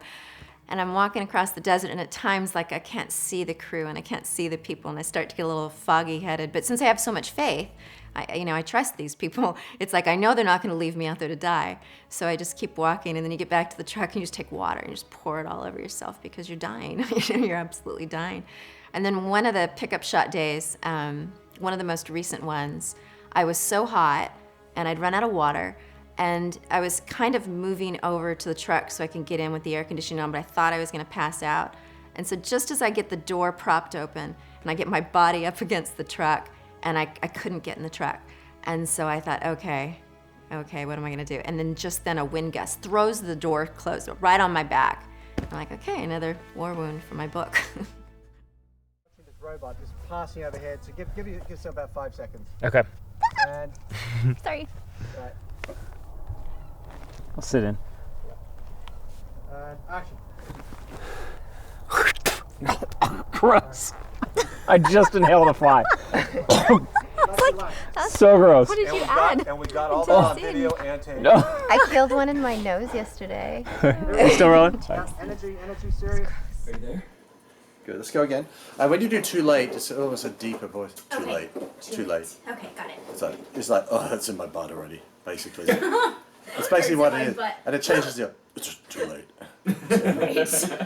Do you really want me to growl it like too late? He's like, yeah. Yeah. It'll be interesting. It might get a laugh. It'll, yeah, too late.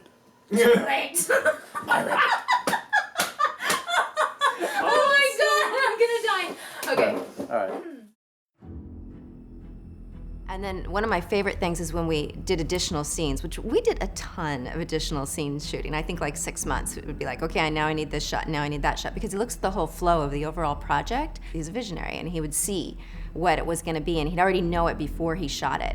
And he's very into his lenses, and my favorite lens had come out, and I'd get all excited because I knew it was gonna look amazing, and we wanna look amazing. It wasn't reshoots as much as shooting extra footage, but we would constantly be shooting in the height of summertime, which was really a curse. And I did that once before on Battle Space, and I remember the actors don't like me so much. You know, some actors out there would probably like to have me killed, I'm sure. But you know, that's the process you go through to get a film made and do your very best. And I mean, I have to avoid the actors who are lazy. You know, you get a lot of famous actors around you, but a lot of famous actors can't be physical, can't push themselves. They want to take a nice ride on a film set and just sit in luxury and just, you know, say a few lines and think they're golden. You know, I can't work with those actors because they're not going to give 100%. You know, I need an actor who's hungry, who wants to give their soul for the role. Because I mean, I'm giving my soul, I'm giving everything I have physically. I couldn't always get my DP when we had to shoot extra scenes, and I was shooting a lot of the stuff myself. And I mean, I had no choice. It was like, you know, it was like a workout for me. So I was constantly just, you know, lobbing out to the desert, driving 5 hours for one shot. It literally got down to that sort of thing because, you know, I wanted to make the film look as visually interesting as possible. It was a gut-wrenching journey, that's for sure.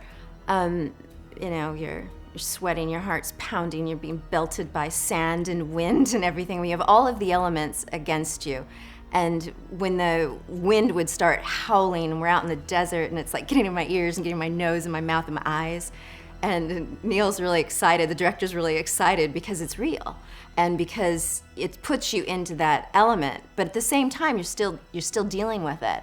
And there were a few times where like, it's like, no, that wasn't what you weren't supposed to fall there, you're supposed to fall later. It was like, yeah, but doing what I was doing, I really fell. I mean, when you look at the script, you're doing, the character's doing all of these things, but then you're doing them in these big, bulky, heeled boots and, you know, in costume and stuff like that. And, you know, you do fall, and then you do keep falling, and then you do injure yourself. It was so much fun. We crashed the helicopter too. And we crashed the helicopter. And that time when I rolled down, the sand was so soft that I screamed, and I got a mouthful of sand. And you hurt your tailbone. My tailbone was already hurt, my knee was already hurt, and I twisted my ankle the other day. Besides that, I'm fine. I have a few bruises. I'll be fine by tomorrow. Nice sunset. And I injured myself, I'd say, a good couple of hundred times. I mean, I was pretty much covered in bruises. You know, when you're sliding down the walls and you can stucco down your shirt and everything's scraping you, and Neil's like, "Oh, that looks great. I could see where you're scraped." So it made it very, very real though, because you're really feeling that pain. You're really that limp when you hurt your leg from falling off the speeder bike, you know, and that becomes, you know, that character's been battered and bruised, and that becomes part of what you're living, and it just makes it also more real.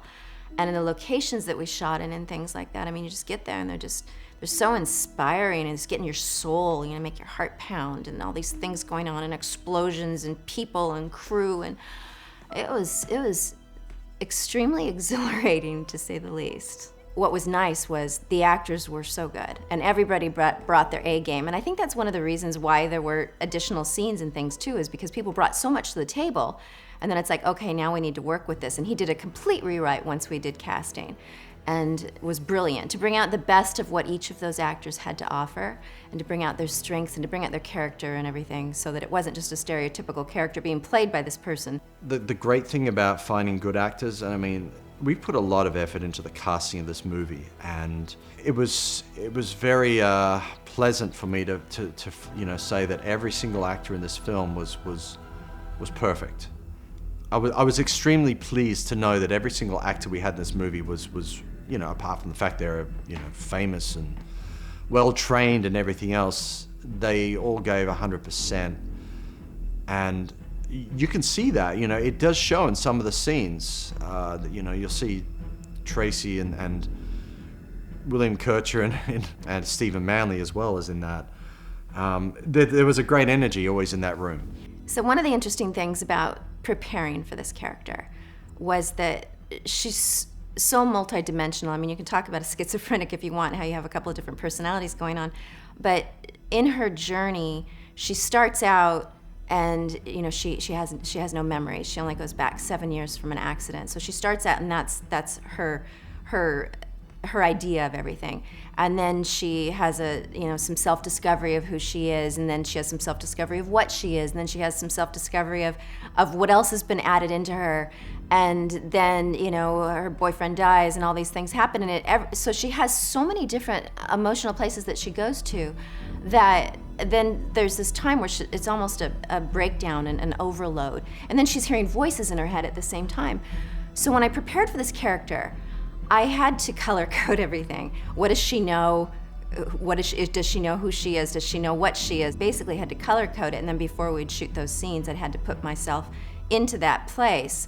And sometimes it was a little bit like being in a box, so it got a little frustrating, because here I am working opposite, you know, William Kircher, and I have all these great things that I would do if it was just a scene and she was a single-dimensional character. But because of all the things that I knew, and because of all the things that were going on, I had to hold all that back, and it became very, very interesting to see, because when you're living a character and you only know what they know at that point, and you only feel what they know at that point, and then although it's very freeing, it also can be very limiting, because your first job when you're making a film is to make it where the character, where you're going on her journey too, where you're living it with her too. And so I would say that was a really interesting thing that I hadn't experienced before, that I experienced for the first time in this film. It's very old. It's very dangerous. We stay here and we fight. Bows and arrows against the lightning? It's not what you got. It's how you use it. That's what she said, Doctor.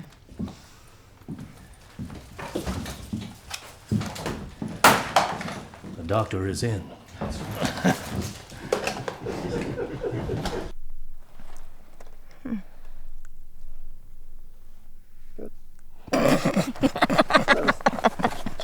Go into his head, and then that turns into a planet. Suddenly they're standing on his head.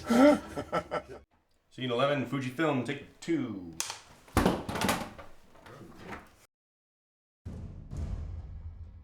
We work very hard on the relationships of everybody. And I like the fact that all these actors would just kind of circle around Tracy, but every time she had interaction with different actors, it gave you something new for the characters. I mean, you see it with, you know, Marilyn Gigliotti and You know, her and Daz, and her and Tim, and then her and Ashley. You know, there was always a dynamic going on. You know, the relationships between the Doctor and Ralston, for example, is very specific.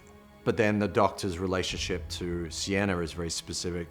Sienna's relationship to Ralston is very specific as well. And then how she then relates to Blister, who relates to Ralston, and then Blister relates to the Rihanna, the sex machine, who she really isn't, you know, a robot. If you look at it, she's really got a great little journey in her character as well. It's quite interesting. You know, you'll see different facets come out, and this is always the strength of character, and even Sienna's relationship with Skullcrusher. You can see how it's almost a little awkward in ways, because he knows what she is, but she doesn't see it. She just sees it. Oh, it's my boyfriend. And then his death is what spurns her on to becoming what she is, and then her discovery through Blister of who she is, you know, inside herself. Then she has to try to recreate herself. Then she dies, and she rebirths at a point, and she's trying to, you know, build a new identity. And that's why, you know, she says at the end of the film, you know, I am no one, I'm nothing, because she's in the process of rebuilding the character into something new and special. But even the fact that she states that shows that she's, you know, like a good actor should do, has wiped off any sense of who that person is, and she's trying to build a new personality within the frame of the body. 137 biotic, take 3. You'll be looking at the ceiling, looking everywhere, and then you'll look across to me and scream. It's the most horrifying thing you've ever seen. Is she doing the breathing as well? Yes. Perfect. Here we go. And action, looking around.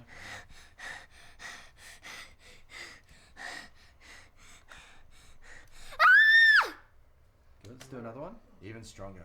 That was about a 2. I want a 7. Oh, God. Here we go. I don't even know what you're going for. Yes, you know what we're going for. Here we go. And action, looking around.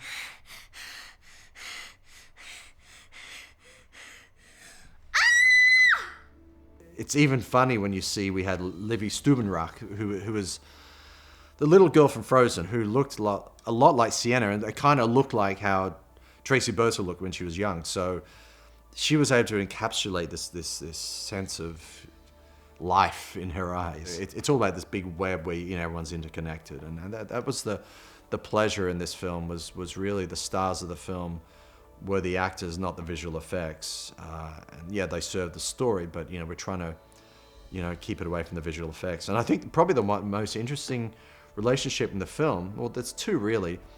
One was with Jonas. You know how Tracy would relate to the character of Jonas, or the Scourge, you know, as he starts out. He's there always in the back of her head, but in fact it's this ghost, it's a demon that's haunting her. It's something in there that connects her, and she doesn't know what it is until she realizes the nature of what Jonas is. Shoot now or they won't be able to engage their countermeasures. My God! Sienna, you did it! Sienna! There's 2 worlds left. Aw, it's good to see you. Sorry. I know, so I did it. All the relationships were very real. All of the, even, we'll talk about Hoagland, I mean, the robot that you see in the shot. What was interesting was I had to develop Hoagland as a character in my mind, because of course, although he's physical, a lot of it would be done later on with CGI and things like that. And Neil actually put the robot in my office so that when I'm working, I could develop a character for that robot. I could develop his personality and who he was to me, because he had to be real to me, because if he's not real to me, he's not gonna be real to you when you watch it. And so I had like this whole idea of what his personality was and what his voice sounded like and who he was, and I knew the journey that we were gonna take together. And so to bring it to life, I had to create that inside of my mind. And so it was kind of funny, because when we're shooting, different people would read the lines, and it was like, oh, no, that's not Hoagland, that's not Hoagland. So at parts of it, I had to memorize Hoagland's lines too, so that I could get the timing right, so I could play it in my mind so that it was real. Because if I didn't believe it, nobody else is gonna believe it either. The best relationship in the whole film was Hoagland and Sienna. Now, the interesting thing about that is he's a floating ball. I'll just wait back here. Good. Another one. Oh God. I'll just wait back here. Oh God. I'll just wait back here. Tony Gibbons did an amazing job bringing that character to life in the voice part of it. And their relationship is really interesting because in the beginning, she pretty much pulls a gun on him and tells him to, you know, to stay away from her in every sense. But by the end of the film, they have a real relationship and a real love for each other, you know, and they're kind of buddies. It's a buddy film if you look at it. It becomes a buddy film. And that's what I like about the movie. Where it starts is not where it ends. There's a great symmetry in the film, but they start in one place and all the characters have evolved into a new place by the end of the movie. We also have really interesting actors like Aaron Jacques, who he had a very interesting childhood where he was always on television, you know, growing up. And he stepped away from you know, film for a few years, and then he came back as this bearded, long-haired character, which, you know, we shot a lot of stuff with him, but I mean, it always gets cut down and cut down. But I like the fact that the film starts out with his wonderful face. You know, you see this face that's seen a lot of life. I mean, he's quite young, but you could just tell that behind those eyes, he's seen a lot of life, and he's just being in the moment, which I think is always really nice for that. And he was actually nice enough to bring Moose, the dog, onto the set as well. Moose! Moose! Moose! Moose! Get out the fucking shot, you dumbass dog. And Moose was an untrained dog as far as being on a movie, but the dog was completely all over the film. We just couldn't help using him here and there because he was just, you know, just so interesting. I mean, you know, all those little tricks he was doing at the end of the movie was just him being him. He wasn't trained to do that. He just did it. So there's always a joy when you watch the film. There's life because you see people's faces, you see life, you see character, you see reality. So I'm trying to figure out when I'm gonna start this, like, who can I compare my character to? Like, what is there in her that I can get from other characters? And one of the realizations that I came to is that she's very unique. She's, you know, she has parts of what you can see in other films and stuff in a character, but she's so unique in that all the things that she's going through, and that she's strong and she's physically fit and she's mentally strong, and she has these ideas, and just when I look at it, there wasn't anything that I could really compare her to.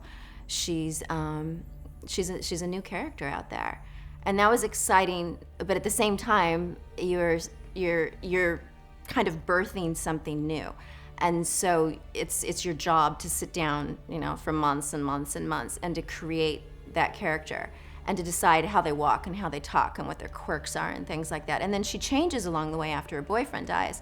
So she starts to take on certain characteristics of him, and then she starts to take on certain characteristics of other things that she is. And it was really interesting. In doing the film, because I believe in living my character, what's interesting too is all that becomes part of who you are, because our characters are, when we work that way, are our experiences. So they become our memories. And so we're experiencing it, but we're also kind of birthing it. We're also kind of becoming it. And it was a deep one. It was a lot to throw at the plate. It really was. You know, I watched the film back, and it's like, wow, you can see how she's become something else by the end of the movie, and that's what makes me the happiest. Because of the emotional journey that this was, it was emotionally demanding, physically demanding, everything demanding. Like, took everything that I had, definitely mentally demanding. Because of that, and because of everything that I put into it, when I see some of the finished work and some of the finished scenes, I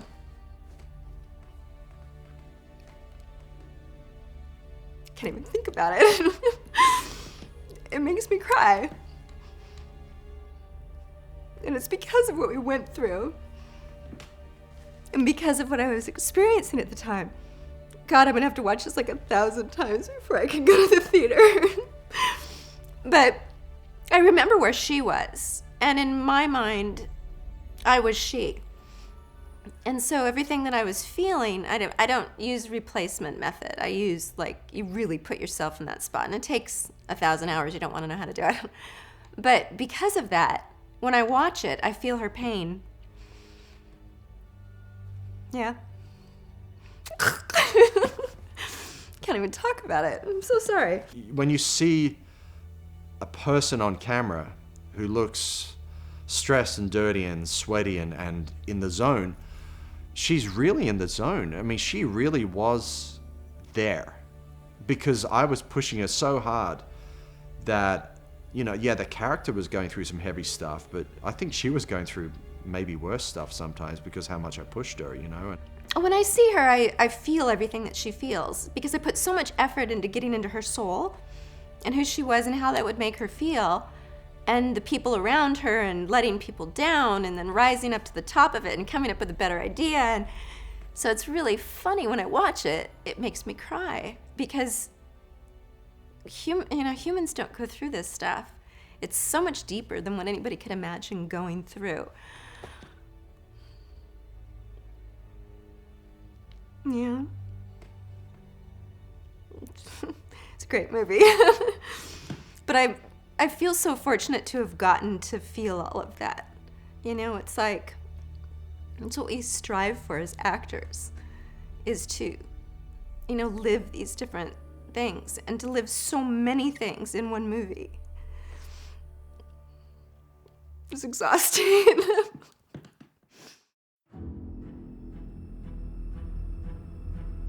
There's two themes in this movie. I mean, if you look at a lot of my movies, I'm really into going to outer space. Now, there's a reason behind that. You know, I guess as a kid, I was building spaceships as a child. I mean, I really was. I did build a couple of spaceships in my back garden and ran off on these adventures. So part of it is that, and I mean, I love the concept of just being able to go to another planet and exploring and having an adventure and then getting in your spaceship and flying away. I mean, that's a really great thing to do. I was growing up in the late 70s. I knew that a nuclear apocalypse was just around the corner at the time, or so we thought, or a great asteroid was going to smash into us. And the reality is, as far as humanity goes, is we are doomed. And when I say doomed, the odds are not in our favor that we're going to survive another 100,000 years. The reality is this Earth is so fragile. I mean, you look at it, we're sitting on this planet, and there's this atmosphere which is just this gas, just kind of attracted to the planet, and we're floating in space. And at any point, a giant asteroid could smash into us and pretty much wipe out all of life. Yellowstone could blow up. That's a super volcano just under the ground. That could blow up and pretty much pollute the entire planet and cover the whole planet in a dark cloud of, you know, volcanic ash, which would pretty much wipe out the majority of life on this planet. So something's going to happen sooner or later that's just going to take a major toll on humanity. And we have to be smart about this. We have to think, okay, this planet is great, but it's not going to be here forever. There's going to be a point where it's going to be unlivable.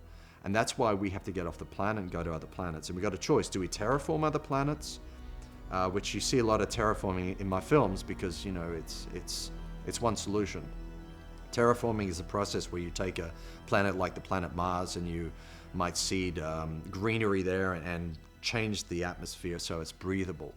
The other option we have is to blend ourselves with AI, merging ourselves with a machine where we can enhance our intelligence, we can live longer, and we can make better our physical bodies, because our physical bodies are pathetically weak. And they're just, you know, they don't last. I mean, one thing that came through in this movie for me, right in the middle of the film, my father passed away. And it was a really horrible time for me because I was very close to him. And I remember sitting with him the last few weeks. He was, you know, not doing so good, and he hadn't eaten a lot of food, and I was trying to get him to, you know, eat again. He was a very strong sea captain and everything else, and his body was in decay, as because of, you know, the cancer and the age and everything else. And watching him go down so quickly was pretty horrific. And it just makes you realize how fragile we are. And I mean, you know, if we don't start modifying our bodies in some way by blending ourselves with AI, or we start genetically manipulating ourselves so that we can survive on other planets and we can survive longer than, you know, 60, 80, 100 years, we are doomed. Because, you know, you have this intelligence in your head and this whole life and this experience, and the experience is what makes us who we are. So if we can't allow that to live beyond 60, 80 years, it's a waste. So I think as a species, we owe it to ourselves to start modifying ourselves. And I know this is a very radical concept, but we have to. We have to do something where we can start modifying ourselves to the point where we can become greater than what we are. And this is a form of evolution, obviously, but it's self-evolution. We have to do this so that we can put ourselves in a better position for survival, and so that we can go to other planets and we can colonize other planets. And rather than mess up the ecology of the other planet by changing the atmosphere, which is a really hard thing to do, we modify ourselves so we can breathe that atmosphere. We can modify ourselves for space travel. I mean, space travel is not the healthiest thing to do. I mean, the astronauts are having all sorts of vision problems and bone problems and everything, because we're bound by gravity on this planet. We are locked to gravity. So we want to go into space. We want to colonize other planets. We either blend ourselves with robots and machines, or we genetically modify ourselves and make our bodies different and bigger and better and stronger. Imagine how our world looks today to, people in the 13th century. We have text messaging. We can FaceTime our family from across the planet and see their faces in real time. We've got cars and roads, and we can fly around the planet. But to people in the 13th century, this would be witchcraft. This would be insane to even imagine you can do this. It shouldn't be possible, yet it is possible, because science fiction was the thing, and science was the thing that pushed us towards these things. It wasn't God, it wasn't magic. It was humans saying, I'm going to take affirmative action and do something. And that's what science fiction does. It inspires the minds to do things. And that's why I'm trying to explore these things. Let's get off this planet. Let's develop spaceships. Let's develop ways of being on other worlds. Let's modify ourselves if we have to. Forget all this nonsense about being afraid of GMOs and all this crap. Anything scientific is what has pushed us ahead. And there's a fear of science, but I don't think it's a fear. It's the one thing that'll save us. So I'm completely committed to seeing humanity progress and going somewhere. That's what we explore in this movie. That's why we explore the blending of man and machine and the dangers of it. Yes, we need to examine all this stuff. We need to examine the nature of being an artificial intelligence. We need to understand the nature of being human and blending yourself with this, and we need to understand the nature of making new planets and having the courage to go to new worlds. It is a courageous thing, and it's something we have to do. But without this, we're doomed. That's my message. That's what I'm committed to. I care not if I die a poor man, but I truly care about the fact that humanity will go on for 1 million years. I think this is something great, because if we are the only intelligence in this universe, if we're the only level of life that has got this level of self-awareness in this whole universe, then we owe it to the universe to do something, to permeate and to breed and to move throughout the entire universe, because without us there's no point for the universe to exist. And it's possible that we are, if we are the only piece of intelligence in the universe as far as we know, then we've got to take the steps to preserve our knowledge, our intellect, and our awareness. And maybe one day, we will become so great and we will become so evolved that we will become like gods. We will become like, the God that we pray to in our own crazy minds of when we see a God in our heads. One day we may become that God through evolution.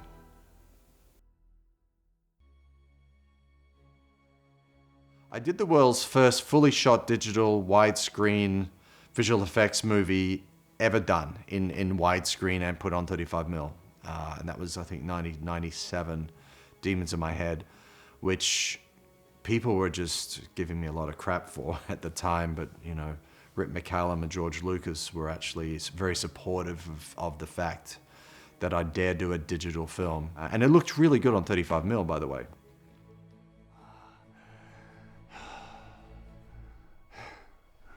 Good. Right, now here's the plan.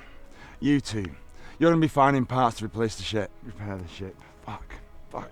My close up.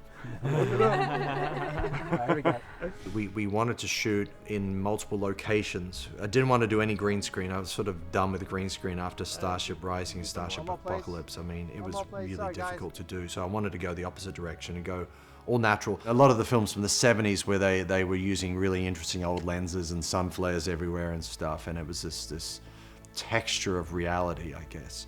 So I was actually trying to go in that direction and do a science fiction film that had the texture of the earth, had you know, real glass and real life and real locations. I think you smell amazing. Yeah? Yeah. Good. I think you smell amazing. No, you smell amazing. You smell amazing. Okay, we both smell amazing. I like that. Yeah, I like it too. I like you.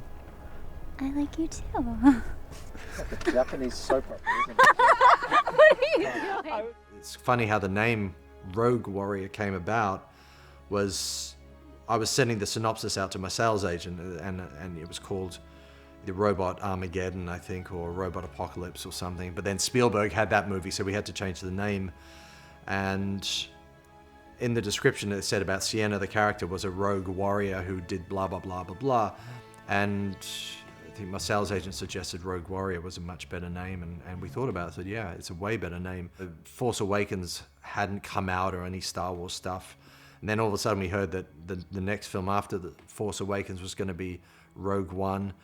And then there was a Mission Impossible Rogue something, so it's like we were stuck with that. But, you know, I just felt that there was enough differences between us and everyone else that we could be legitimately considered our own entity. We weren't trying to imitate anybody. Force Awakens comes out and they have a speeder bike, and it's like we had a speeder bike, but it was different. And then I got rid of one of the speeder bikes and made it something else, and then something else. So you're just running this constant battle of trying to be original. And the press and the media and the people on social media are absolutely brutal. These people feel they have a right to demand you do this and demand you do that. You know, my love is of real science fiction. It's not for the fans, or you're trying to please the fans, or trying to please these overly critical people. And they just come out of the woodwork, especially on my films. They attack me like it's like they're you know, like it's some jihad thing to you know, demand that I be killed, and sometimes and death threats because they don't like my movies. Next, saved message. Tuesday, November 29th. You listen to me, you piece of shit. I am personally coming to your house, and I am gonna blow your fucking head off. Because I've looked you up, I've done a full search, I know where you are 24 hours a day. I got a big gun, I don't care what happens to me. I'm not waiting for the cops and the FBI and the CIA and the worldwide criminal organizations, private detectives. There's over 8,000 counts of fraud on Neil Johnson of MorpheusFilm.com.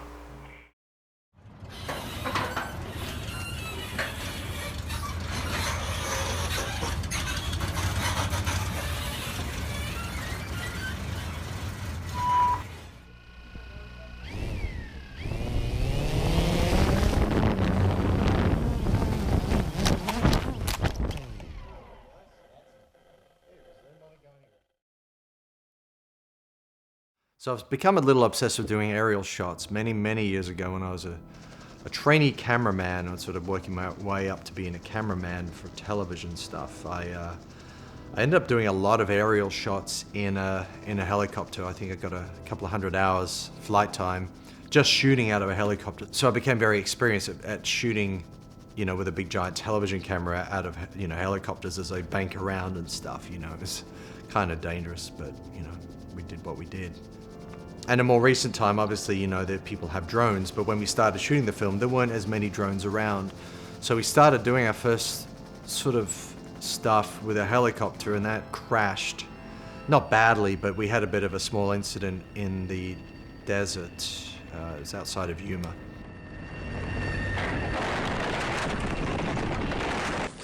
It was just because of the wind problems in this region. It's always really windy. So then later on, we wanted to reshoot those shots with a drone, and we shot with the drone in the same area, and the power just cut out of the drone and just fell to the sand.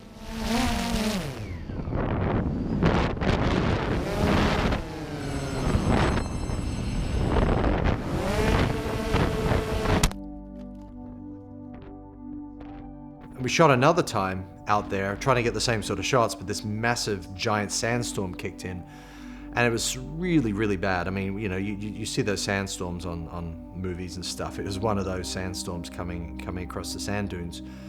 And we wanted the shot, so I had Sienna walking across the sand, and she had to walk with her eyes closed because she couldn't really see where she was going. And we had the drone flying past her, and I mean, when you see it, that's actually a real sandstorm.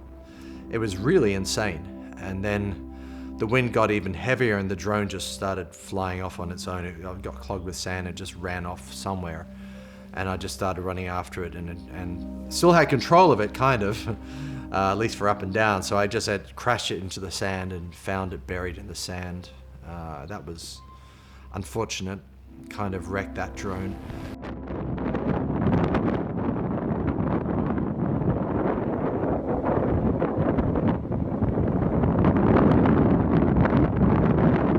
Now you're on camera. Now we got a broken leg. We got sand and everything. I just killed it for the moment. You killed our firstborn. Not the first time. Then there was another time we had to sort of shoot stuff over the water, and I don't exactly know what happened, but there was this big giant communications tower, and they were emitting a lot of microwaves, we presume, and the drone probably flew over the ocean, maybe too close to it, and all of a sudden just lost power. It was pretty high up, and it just fell into the ocean. So we kind of went through a lot of stuff, and it's not really for the faint-hearted, you know. It's actually really devastating when you lose camera equipment. It's got footage on board, you know. It's really quite a horrendous thing. I've had sleepless nights, sort of missing the drone, I guess, or one of the drones we lost. They become like children. So another time we were flying, and it just very heavy wind around some trees, and the drone hit this kind of plant thing and just started dropping and fell into this nest in the middle of nowhere. It was actually in the mountains of Malibu, I think, in the back of Malibu. And I went in after it, and I was being stalked by either a bobcat or a mountain lion, not sure which, but something was going after me. And I was crawling through the bushes, and I got really scratched up badly, and I was covered in blood and everything. And the drone was still running, it was just sitting in the bushes going... Finally found the drone and pulled that out. I was covered in blood, and this creature thing, bobcat thing, was, you know, basically I was in his nest. So, you know, he was freaking out. I got the drone out, climbed the fence, ran. So it's kind of, these are the dangers and the perils of things, you know. We're probably very lucky that, you know, there was no serious injury, of course, but that's kind of what happens. You're out in the wilderness and things happen.